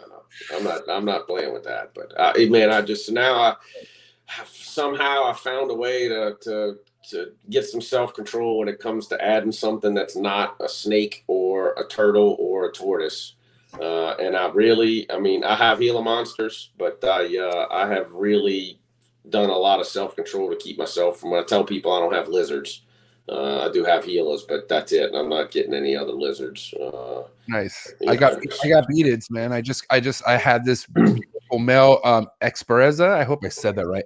Oh my god, I said the fucking scientific name wrong. I'm glad my boy Stephen Cush is in here. But anyways, I got this really beautiful beaded male that I picked up from Miguel Garcia, and I just now acquired a female. That's coming in as well, and man, those things are addicting, bro. I've wanted those for quite a few years. I just haven't pulled the trigger on those, but I'm actually, probably would have pulled the trigger on those here in the last couple of years. Other than the fact that I'm supposedly first, if not first, second on the list for an Axanthic Gila from Seward, and he may be released some this year. So I got a pile of money sitting there for an Axanthic Gila. Back to my black and gray roots, but beadeds are definitely on my list. I've wanted those too. And exasperatum is what you were trying to come up with. That's the one. Dude, say that again. Exasperatum. Exasperatum. There you go. One more time. Exasperatum. There you go. Exasperatum. Heloderma exasperatum. Cool. Heloderm exasperatum. Got it. So that's what I have, and that's what I got a female coming. Yeah. No, I love those, man. They're awesome too. I just like them because they get bigger than Gilas, So they're so much cool, but they're cool. I do want some of those. I'll end up with some of those in the next couple of years for sure. Hell yeah, so sick. I want to bring up a topic real quick that involves the ball pythons, and I'm going to show one of your snakes because I had Daniel Ellison. Yes. Okay, good guy. He was on the show, and we had a deep conversation about the Scaleless ball python, right? Uh-huh. And man, the guy's passionate about it. He has high hopes and whatnot, and I think they're fucking amazing. Like this, look at this. Look at this scaled pied ball python. But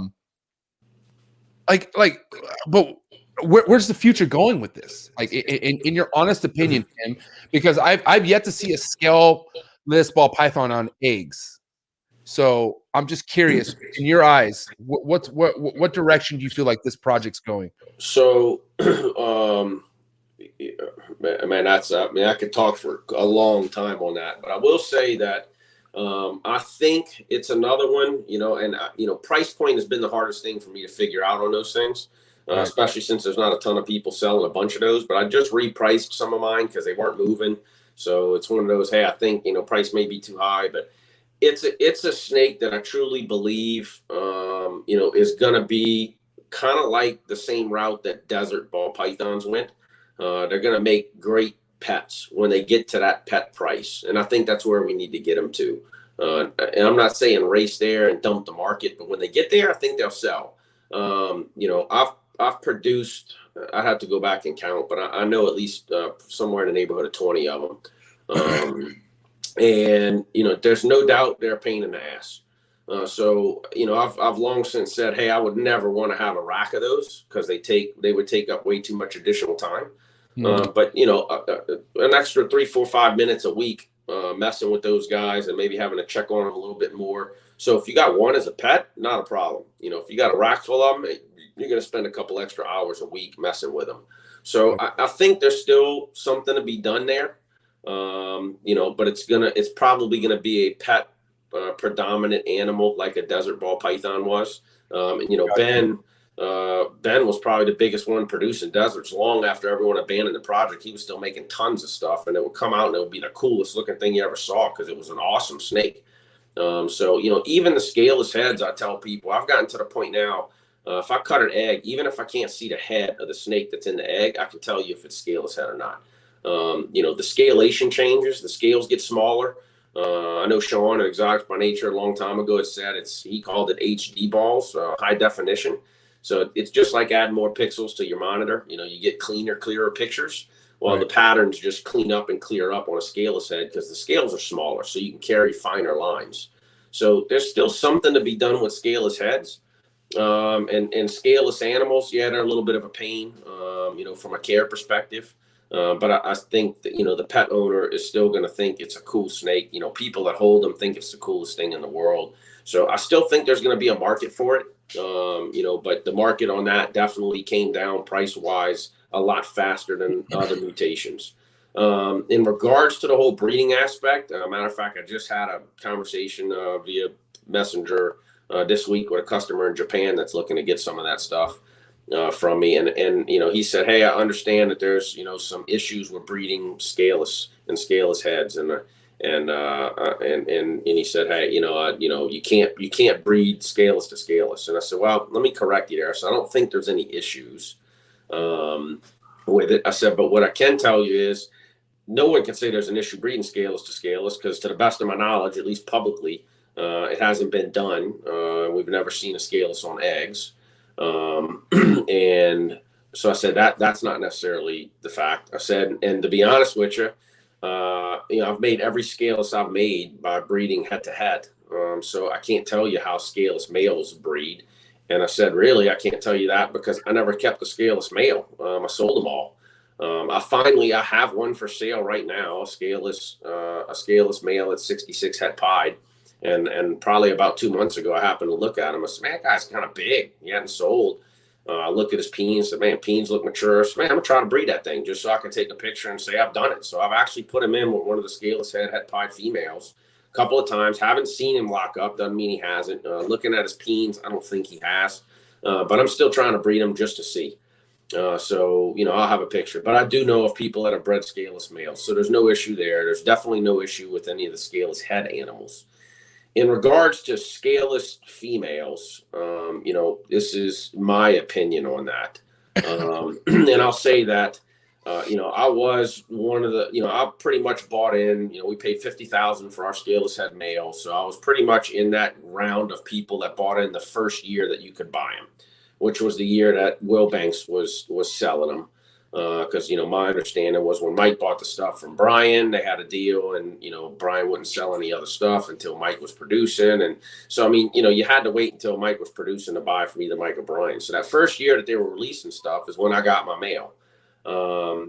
We got our male up, and I think we had our first clutch on the ground from that male scaleless head. We had the first clutch on the ground before the male was a year old. So what the long way of that story is, you know, we've been in that project since pretty early on. And so I produced our first scaleless animal in 2017. It was a female. So since it was the first one we produced, you got to keep that one, you know, so I kept her. So she's 4 years old now. She's probably about 500 and 600 grams, tiny, eats like crap. Eats like maybe one mouse a month because she feels like it, you know, so it's a pain. Even all of the males, you know, and, most of the female scaleless after that I produced, I sold before they were a year old. And most of the males sold before they were a year old. So I haven't really grown one longer than a year other than that one female. And I think that female is just a problematic animal like any other ball python could be. But everything I have raised, you know, I feel like they grow slower. I feel like most of my animals will not eat a normal sized meal that some scaled animal the same size will eat. So they seem to not like larger animals. I don't know why, but at least that's my experience. So in my experience, they grow slower. So with that said, I'll just say that, we were amongst the first producing scaleless animals outside of Will Banks and Barchak's collection. And that was in 2017. So if you really look at it, the oldest scaleless females, are 4 or 5 years old. It's possible that most of those females, if they're growing slow and that growth rate is something linked to those animals, that there's really only probably you can count on one hand how many scaleless females out there that might be of breeding size that someone could attempt to breed. So, people just fail to think about that because, and this goes back to previous discussions about other species. You start diving into other species, you get a different understanding of how long a project can take to evolve. Ball python people get used to being able to breed a male at 6, 7 months old and breed a female at 18 months old and get production. But, if you paid $50,000 for a scaleless head male, when we did, unless you wanted to spend $100,000 and buy a pair, which if you could get a female, you could, but otherwise you had to make your own female. So you bought that male and you're 2 years away before you can make your first scaleless heads. So, this project, I don't really think for the sake of breeding a homozygous animal, a homozygous female, it's really not that far off a track from a timing perspective on where it should be. I don't think there's that many females out there that are of breeding size. Because it took longer, like if you deal with Angolans or Bloods or Boas or anything else, those people have a little more patience than ball python people. Cause really a female, you got to wait till they're about 5 years old before you can do anything. Right. So when you take that into account and understand that patience level, hey, a 5-year-old female scaleless there's not that many of them out there. So I don't right now say that anyone can make a conclusive statement on there being a problem with scaleless females. To me, until someone produces the first one and we have a repeat of desert females, there's some strictures in the oviducts, or they can't lay eggs, or they can't produce eggs, they only throw slugs. We can't make that conclusion until we see a clutch or a couple clutches or 10 clutches. So I'm not ready to rule that out as a problem at this point in time. But at the same note, there's still nothing wrong with, I've had pretty decent odds if I went back and looked, breeding scaleless head to scaleless head. So, that you can reproduce them, and that's not a problem. So, keep going that route if you need to. But I'm going to post a picture up of my scaleless animal breeding if I ever get them to lock up and doing some breeding. And, but I still find the project fascinating. So I'm still going to keep with it. Again, I'm not going to try to make hundreds of them a year.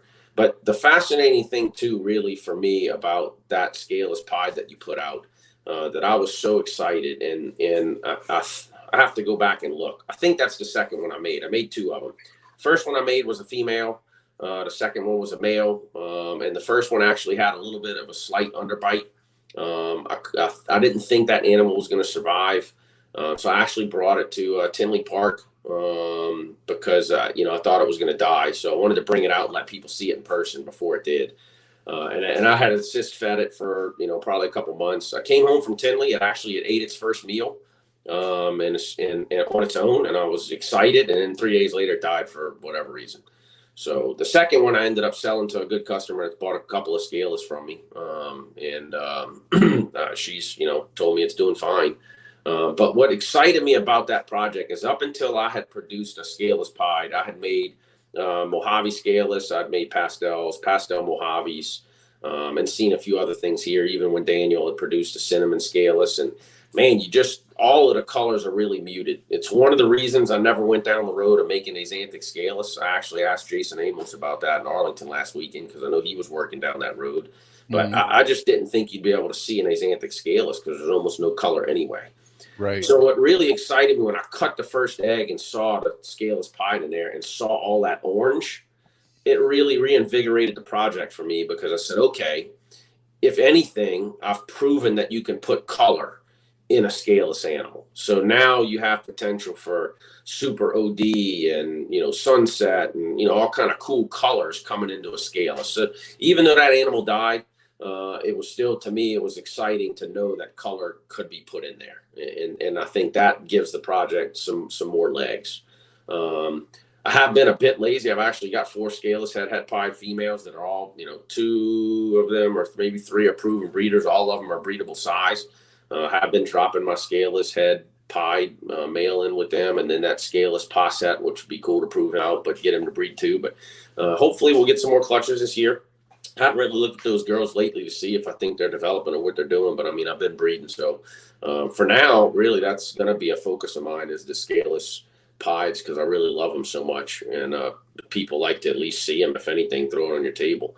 But the other thing I really focused on, and I missed on it last year, and I went down that road very early on and actually made a big chunk of my money back in that scaleless head project early on, because I made some scaleless head leopard stuff. And I really liked that. And I thought the leopard scaleless would be really cool.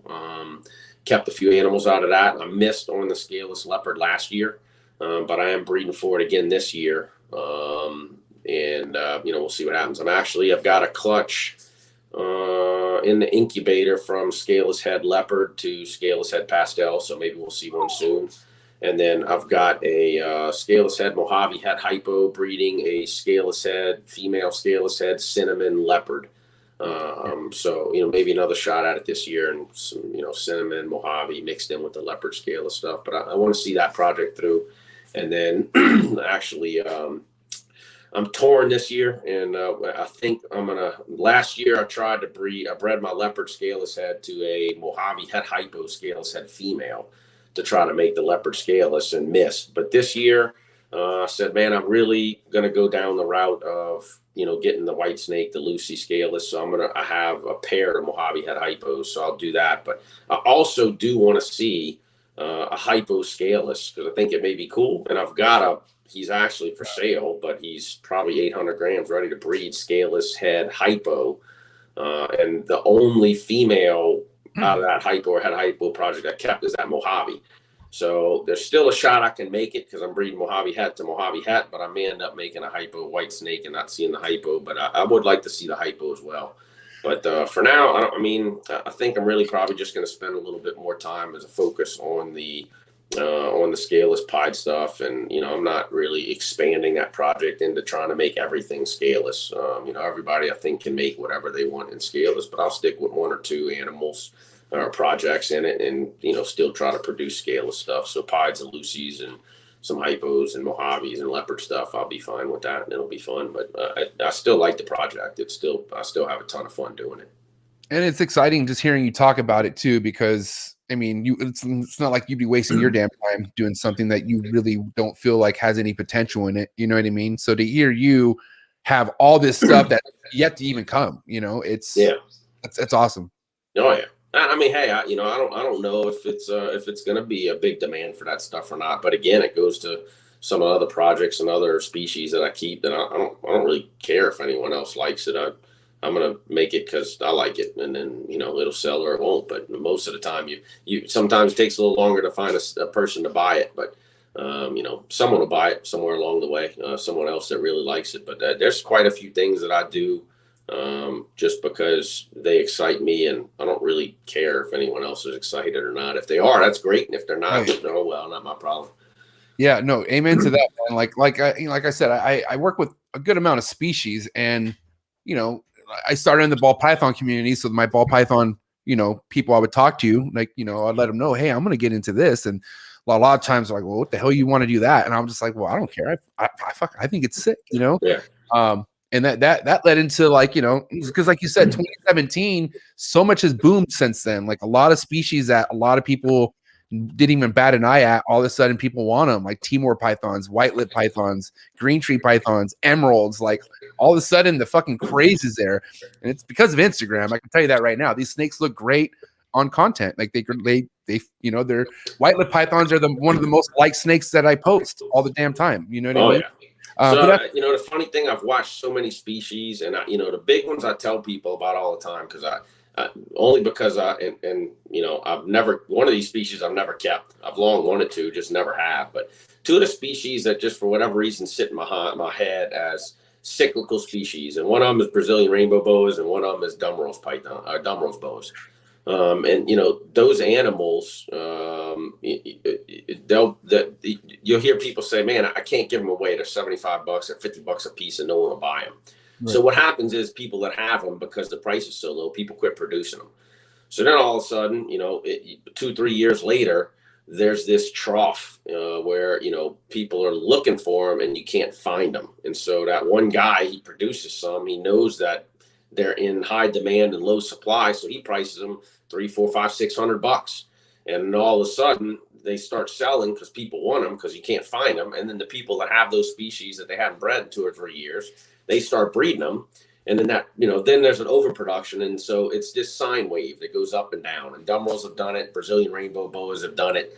A lot of things have done that. And matter of fact, one of the species I wanted for years, I added one. I need to get a few more here soon, but I added here pretty recently is ring pythons.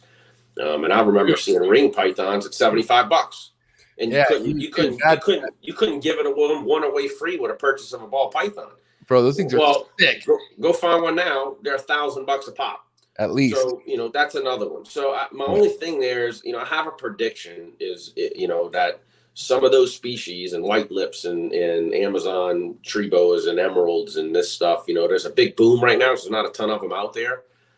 But I suspect we're going to see another dip when there's a little bit more out there, and then you're gonna get the people that jump on the bandwagon. And so I think the other thing, the downside to sometimes these ball python people's expanding into other species, if they think they're going to treat anything else like a ball python, they don't. And we saw it with Angolans way early on. Yeah, people bought Angolans back in in the early 2000s, and they raise them up. They're 3 years old. They start breeding, no eggs. 4 years old, they breed them, no eggs. Like, man, I just suck at this. They'd sell them. That lucky guy that bought them, because female Angolans typically start breeding their 5th year.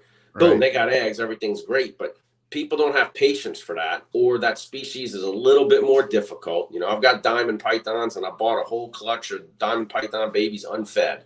I've never had them before. Always wanted them. I did that 2 years ago. And man, I freaking had to struggle to learn to get some of those to eat. I ended up losing one. But getting those things to eat was a little bit of a headache. I hope people do enough research when they do want to dive into something and don't get it because it's the new hot thing. Right. But understand at least what you're getting into, or else what's happened is those people are going to get frustrated with that, and then they're going to sell it before they ever get to the end game. Which hey, lucky for someone that buys it. But, really just sad to hear someone maybe get frustrated with a species and never come back to it because the taste in their mouth is bad. And that's all they're ever going to remember. And it's all because they didn't have patience. No, that's it. I mean, most of the time, that's it. I mean, and I can't stress to anyone patience. And, hey, if you really want patience, if you want to learn some patience, get something like some chameleons or some tortoises or turtles or Gilas and incubate those eggs, 6 months, 9 months, 4 months. So incubating style, that'll teach you a little bit of patience, for sure. I'm going to Daytona this year to add something I've been wanting to add for quite a while, and it's a recessive tortoise project. So you want patience? Nothing is more patient than working a tortoise project with a recessive trait. So, patience to get you everywhere, but it does take some time for sure. Yeah, you don't have a choice but to learn patience. Even if you're not good with it, like, okay, your life's just going to be miserable. Yeah. Like that's it, and I'm only in my 3rd year actually putting snakes together, breeding, and I know what I went through the last 2 years. It was like a whole, I don't have an ultrasound and shit. I'm just going with the flow, right? And I'm looking at the behaviors, and a lot of shit goes different than the year before because I don't control the temps in my room. Everything's ambient. Like I'm in San Diego, so we have fucking ideal weather as it is. So I base off everything like that. And once I have a female that happens to ovulate, then I turn the heat on for her, and she hugs that heat. Yeah. But it just seems like my patients are being tested just as much as they were the year before, even though I know, look, you just got to wait to look for these signs. But how often are you experiencing things going later for you and whatnot with your projects and whatnot? So I tell everybody really probably starting about the time we moved into my building. And I moved into this, man, I may get it wrong. I can't remember now if I started building in 13 moved in 13. I think we started building at the very end of 12, but we've been in this building about 8 years. And actually probably about a year, maybe 2 years before that. So somewhere around 2010 is when, I mean, I didn't have a season anymore. And since 2000, I know since I've been in this building for a little over 8 years, there's been one day out of 8 years that I haven't had at least one egg in my incubator. And I knew when my incubator was in my other building, the last 2 years I was in there, I never turned it off. So pretty much my incubator has not been turned off in 10 years, 11 years. That is so hard. I don't really have a season. I have stuff that lays year round. Now, if you really pay attention to my records and look at everything, you'll see that there's still a little bit of a compressional, quote unquote, you could put some parentheses around the word season. That'll happen somewhere around June, July, August, where I'm getting some eggs laid. And really probably more like August and September, because I typically find every year that when I get back from Tinley Park in October, that's when I really start seeing a lot of ball pythons hatch. And so it's compressed a little bit right there. But I mean, I got females just got done ovulating, just got post-off sheds. I've hatched. I've already hatched, I think, 6 or 7 clutches of ball pythons this year that were laying in December and laying in November and January. Got a few clutches in there. Got another 12, 14 clutches coming. I got females with follicles. It's a year-long thing for me. I breed year-round. That's amazing. Now, with your females, Tim, like, let's just say, if you could give us an example, like your female, let's just say she just laid for you in May, right? Yeah. And let's just say she eats a week, 2 weeks after, like typically what is about a week probably. Okay. So, and then those meals, like at what point would you start pairing her again? Like, let's just say her meals are good, she's eating every week and everything's on schedule. At what point would you repair that snake again? I think you can probably at about 7 or 8 months. The fact of the matter is, when my female lays, I've actually got a little sticky note that I put in the top left corner of that tub. And that sticky note will actually have, and I started tracking it probably in 13 on stickies. It'll have every month and year that she laid, that I can see on there. And if you go look at my stickies, you'll probably find out that most females lay every other year. So because I'm not weighing snakes anymore, I'm not ultrasounding snakes anymore, I'm not doing anything anymore, it really goes by eye. So, I mean, I open a tub, I look, I go, oh, that thing looks kind of like it should be ready to go. And then, I'll walk through my room and look at my stickers, and I'd have to explain my sticker setup somewhat to some people. But, if there's a sticker dead set in the middle of the tub, that means a male's been assigned to her and has been breeding with her. If she doesn't have one, then she hasn't bred. So, I'll go through the room occasionally after I drop stuff and go, man, let me go look at these tubs that don't have a sticker in the middle and see what's going on here. If I need to breed this, if I need to sell it, what do I need to do? And most of the time I'll go look and I'm like, oh, that female hasn't laid in 16 months. And then I'll start pairing her. So, most of the time I'm probably waiting well over a year before I breed anything again. Oh, wow. That's crazy. Yeah. And that's probably why they're laying for you, because you're giving them a break. Possibly so. Hey, let me take a break real quick. I'm going to run to the bathroom. I'll be back. Yeah, go ahead. Yeah, go ahead, man. Thanks for tuning in, guys. This is an amazing time. Dude, this guy's full of knowledge, man. And yeah, I got more questions and shit. So I hope you guys are learning just as much as I am. Shout out to all the tuners, everyone fucking tapping in. I'm gonna do a dab. I take advantage of this situation all the time. So hang out, man. I hope you guys, if you got something to smoke, smoke it. No cigarettes though, please.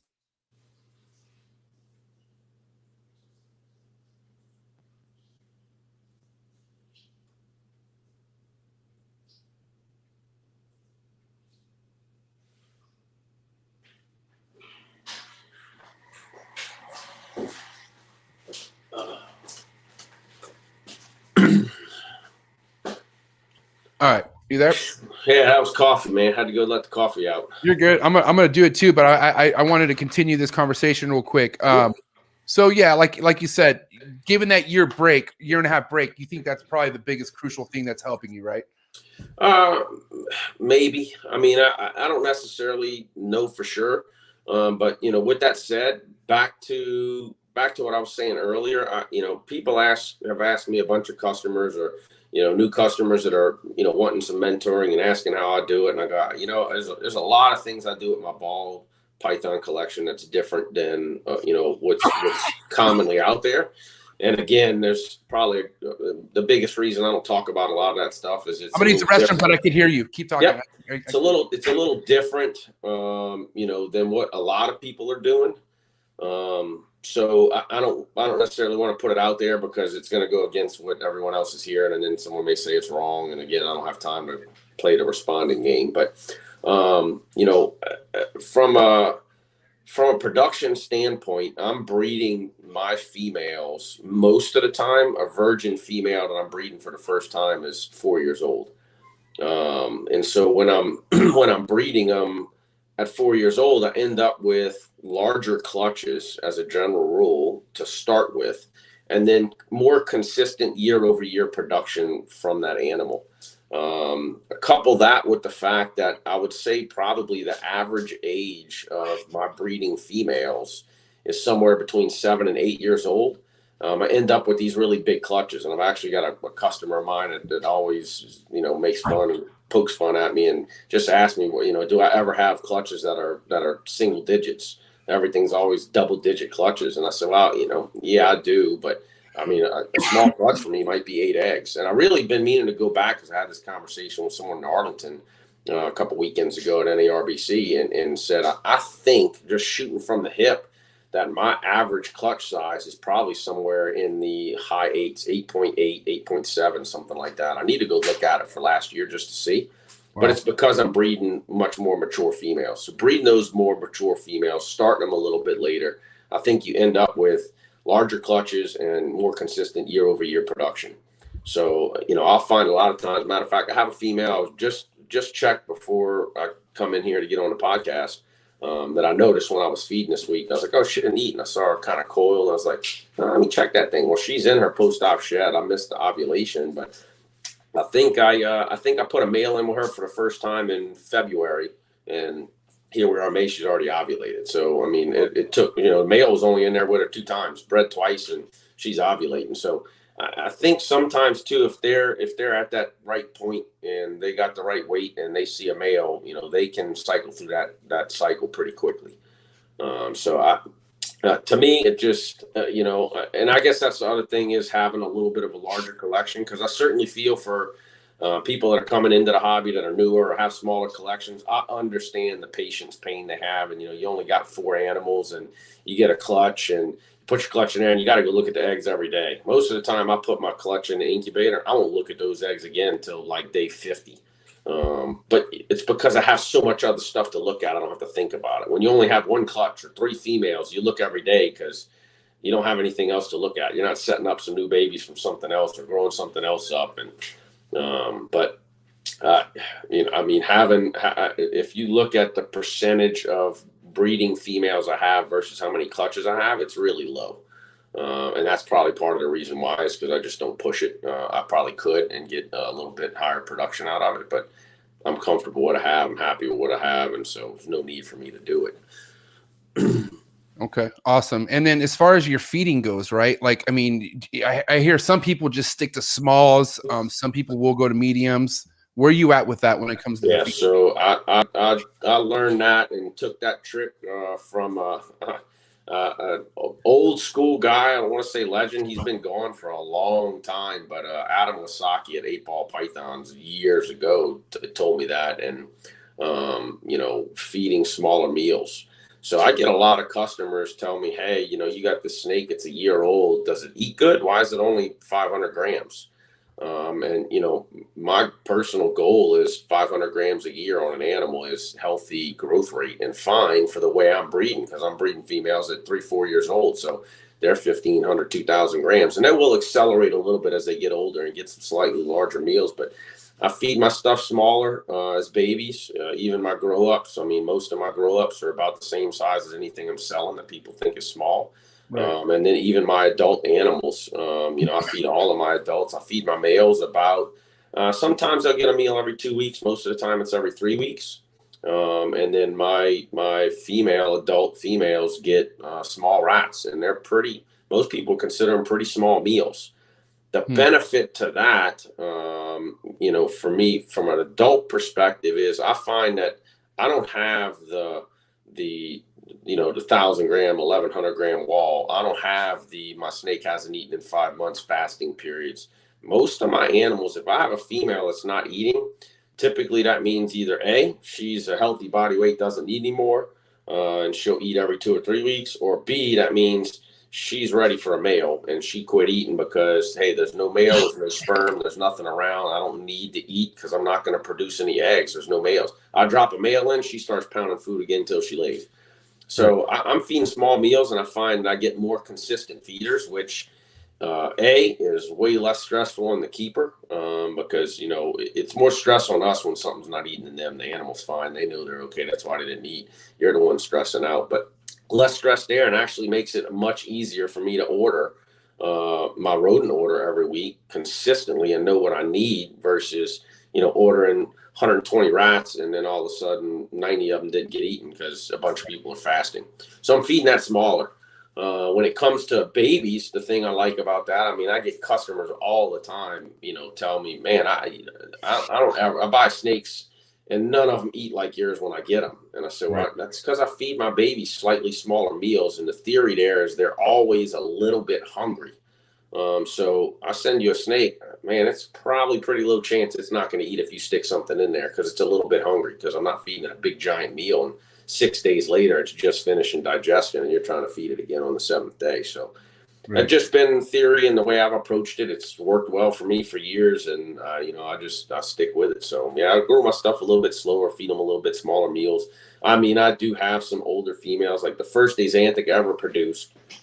I ought to go look at that because it would have been that 06, that first year. I still have her. That's my ball. The last 2 clutches she laid were 17 eggs. She's well over 4,000 grams, and she might get a medium rat. Some smalls that didn't get eaten this week, they'll grow up, be a little bit bigger next week. So I have probably a good somewhere around 20 ball pythons that are in the 3,500 to 5,000 gram range, and those girls get all the bigger leftovers. Coupled with some of my boas and blood pythons get bigger stuff, but they'll get something bigger. But otherwise, it's pretty much smalls, to all the adults. Okay. Wow. Yeah, that makes a lot of sense too. And I've heard that more than once. Like the slow game's the right game. If that works with the boreal snakes, why wouldn't it work with ball pythons? Yeah. So that makes sense. I have a wrap up question for you. Okay. Sure. And I want to know, since you've been in this for so long, and you've seen a bunch of different waves, and obviously the popularity with the industry is growing by the day, especially ball pythons. But, with US ARC and stuff happening and whatnot, and our laws being at risk, which I'm sure that this was happening back, for I don't know how many years now. I don't know how long we've been fighting for our animal rights. But what do you really feel like the future's going for us? Man, we've talked about it for a long time, and I don't even remember the name of it now. But the last big legislation that we fought, US ARC put together a document, and it may still be on the website. I think it may be, but it was kind of a guide on how to act and how to run your business, and it comes down to self-regulation. And if you look at other industries, cattle and poultry and any of these big industries, those are more food industries than anything. But if you can go look at thoroughbred and racehorse breeding, that's more similar to what we're doing. But if you look at these, all those industries have large organizations that do self-regulation. And if you self-regulate and the government sees that, hey, these guys are taking care of themselves and we don't have to step in, then you're going to be a lot safer. We as an industry have not done a real good job at self-regulating, and so someone's going to come in and say, hey, we have to regulate for you because you're not doing it well. So I think we're probably on the cusp of really fighting legislation that's going to pop up at a much faster rate than we've seen in the past. And being a member of US ARC, following, the guidance and flash alerts that come out of USARK, doing what they can do when you can. It's going to be super important for us. And I mean, back in the day, I remember one time, one of the legislations we were fighting, this is right after USARK was created, probably somewhere around 04, 05. We had a big letter campaign. Ballpythons.net put together this big letter campaign to write letters to DC because that was a federal bill. And, I told everybody on the forum, hey, look, I'll cover the shipping. I'll ship all those. And we ended up shipping out, I think it was about $120 for me to priority overnight. It was a box of like 3,000 or 4,000 letters. Wow. We sent the whole box to them at one time. So, yeah, I mean, we've been doing that for a long time. We're going to continue to do that. But really, if you get a chance to talk to, state or local legislators and ask them like what kind of impact it makes when people actually call and contest. I mean, that's what their job is to listen to their constituents. So, they'll tell you, hey, when people send letters and people write emails and people make phone calls, they put these bills out there. Sometimes they don't even know what's in them. Or sometimes they do, but they think it's, such a small portion of the population that it doesn't matter. It's not that big a deal. And then when all of a sudden they get the response that we've sent to them is when they go, oh, we had no clue this impacted that many people and that many people cared. And they're not dumb. They'll, it's not to say that won't pop back up again next year and rewritten another way, but at least you win for a year because they go, whoa, we need to think about this more before we go forward with this. So, staying engaged is definitely highly important. And the best way to do that, at least for the reptile community, is to be a member of USARK. And if you can't be a member, at least sign up for the newsletter and the email distribution list so you can see the alerts when they come out, and it'll tell you where to focus your attention and what to do. We've got one in Louisiana. I got a sneaky hunch we're not going to be able to beat it, but it's not a bad one. Really, all it's doing is just increasing the price of annual licenses, for wholesale retail dealers license and keeping native species and out-of-state people coming to a show. So those licenses will go up in price. We can, and I've already, sent in my information for contesting that and arguing against it. But I mean, I think we're probably going to lose that one.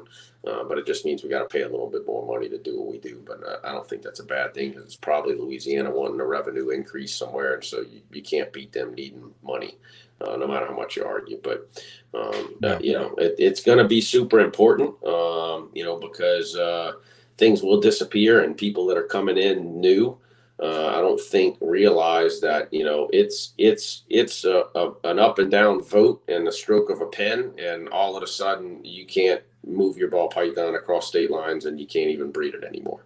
So, everyone always thinks, and we hear this all the time, that if it's a species or something you don't keep, then it doesn't matter to you. But it's all about precedent. Once a state or federal government finds out they can ban something or do something, then it's easier to ban the next thing.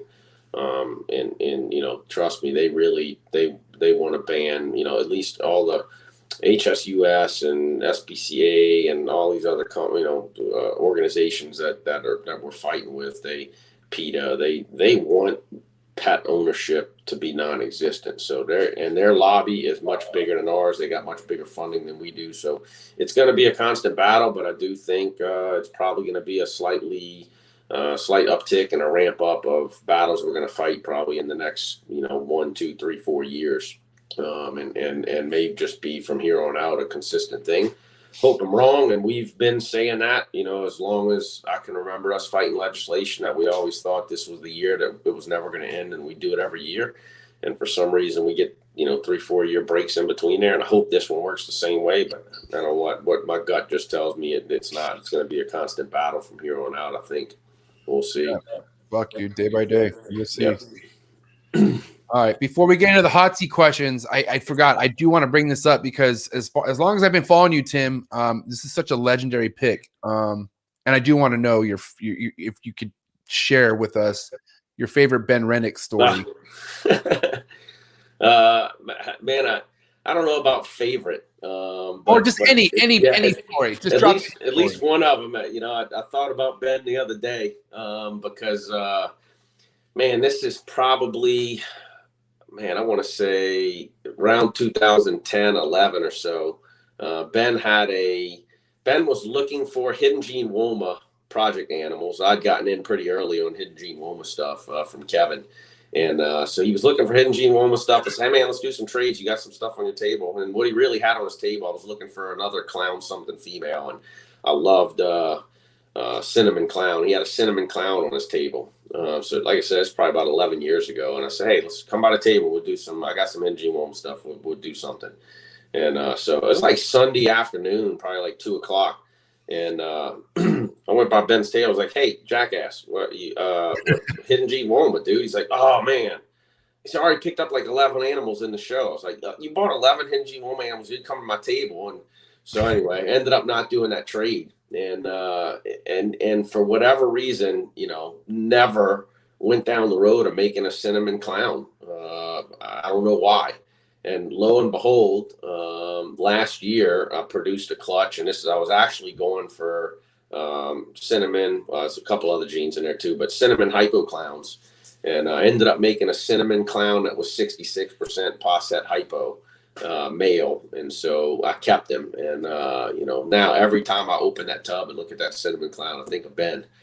Just from that story, that Cinnamon Clown I should have got from him, you know, 11 years ago. And that'd be one of those females probably spitting out 12 eggs a year now, but past is the past. But yeah, so now I got a Cinnamon Clown. Probably I haven't named a snake, I bet, since 2007 maybe, but I probably ought to just name that one Ben, stick it on the tub and be done with it, you know. But there you I think go. about him every time I open that tub for sure. Oh man, well, respect, man. Definitely a legend, for sure. And you, man, this has been a legendary podcast, and I can't thank you enough. But like I said, before we let you exit, we got to hit you with these hot seat questions, okay? Man, get after it, no problem, brother. All right. So with the hot seat questions, I don't need any explanation. I tried explaining this to Garrick on the last episode, and he explained every answer. Oh, is that who was on the last one? Yeah, I'm gonna give him some shit. I'm not gonna explain anything. I'm just answering. You did good. All right, here we go. So hot seat questions for the homie Tim. Here we go. Spin them hot. Frozen thought or live? Live. 8 cut or no cut? I don't know what that is. I'm gonna say no cut. Oh, egg cut. No cut. Okay, no cut. All right, big flexor or no flexor? I don't know what that is either. You show off. You don't like to show off. Oh, no flexor, I guess. No flexor. Okay. Baseball or football? Baseball. Okay. Steak or fish? Ooh, that's a tough one. Snake. Steak. Okay. Van Halen or Sammy Hagar? Van Halen. Okay. Red wine or white wine? Red wine. Okay. Favorite city to visit? Favorite what city? Yes. Oh, man, I haven't been in years, and it sounds like I'm sucking up, but I'll say San Diego. Awesome. Okay, so here's my next one. Mexican food or Tex-Mex? Mexican. Thank God. That was an easy one. Little word association. First thing to come to mind. Milk. Cow. Cocoa.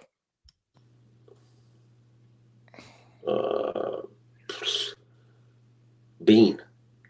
Hemipenes. 2. Ovulation.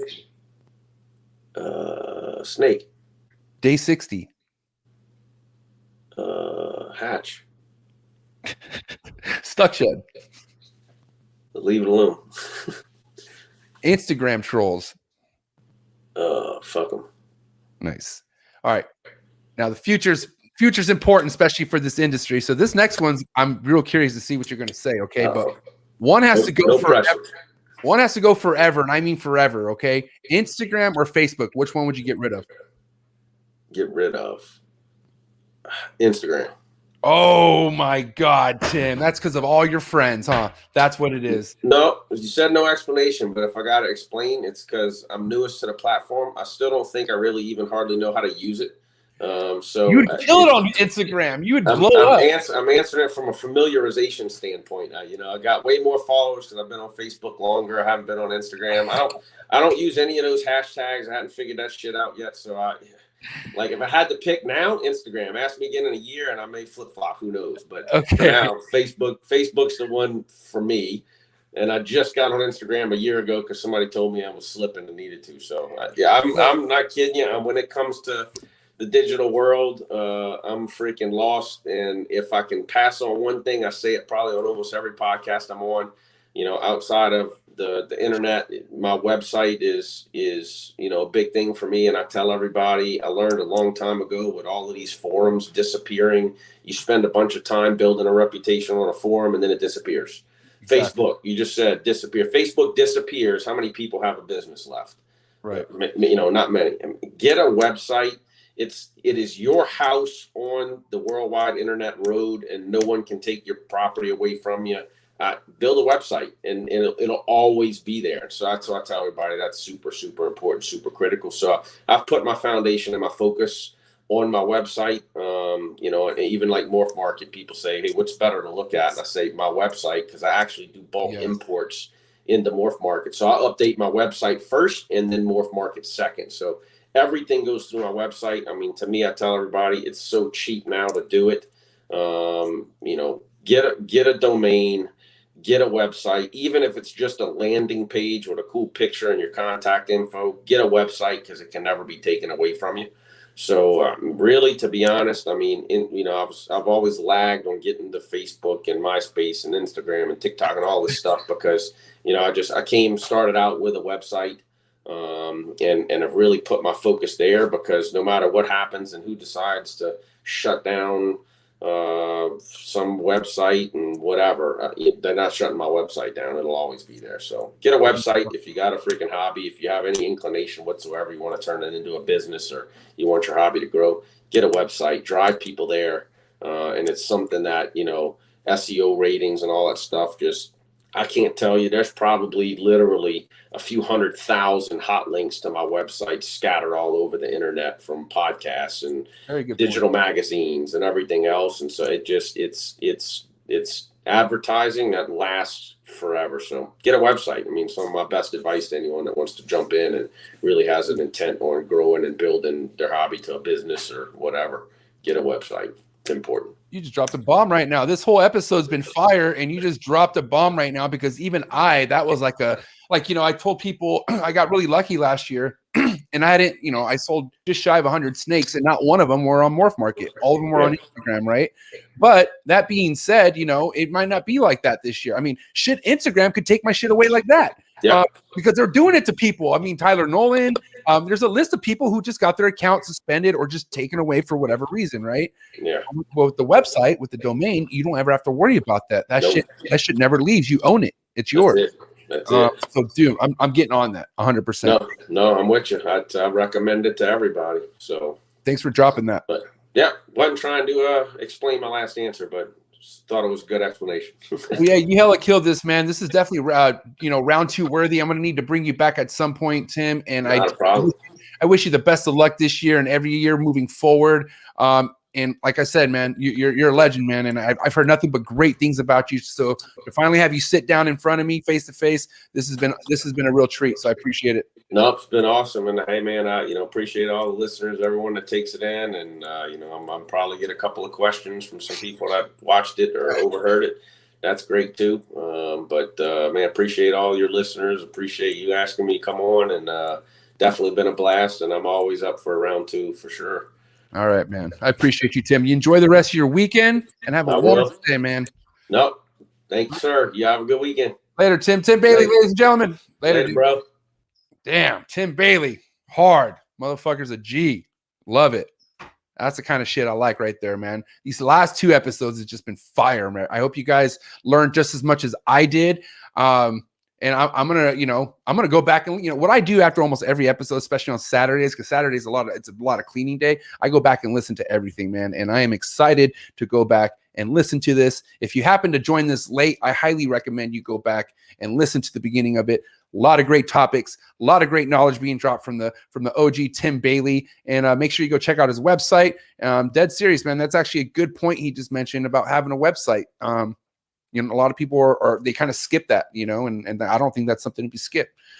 So Shout out to everyone who tuned in. Thanks for spending your Saturday with the Trap Talk with MJ podcast. I appreciate it. If this was your first time tuning in, please do not forget to hit the subscribe button. I come out with these every Thursday and every Saturday. Thursday, 6 o'clock Pacific Standard Time. Saturday, 9 a.m. Pacific Standard Time. And then shout out to my Patreon family, man. You guys know how we get down. Every Sunday, Patreon family. If you want to join the Patreon family, go to the link in the description below. Hit the link. We all get together, the Trap community. We're starting to build something, and it's amazing. I highly recommend you check it out and see what's good. But yeah, man, shout out to all my Trap Patreon members. And please, man, go check me out on Instagram and not Facebook. Fuck Facebook. No offense, Tim.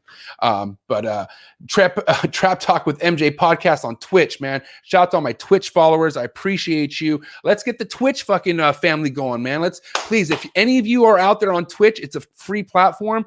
Go follow me on Twitch. I want to get that going, man. And then hit me up on TikTok. And then, like I said, Patreon fam, I'll see you this Sunday. Have a wonderful, wonderful weekend. You guys be safe. Love each other. And yeah,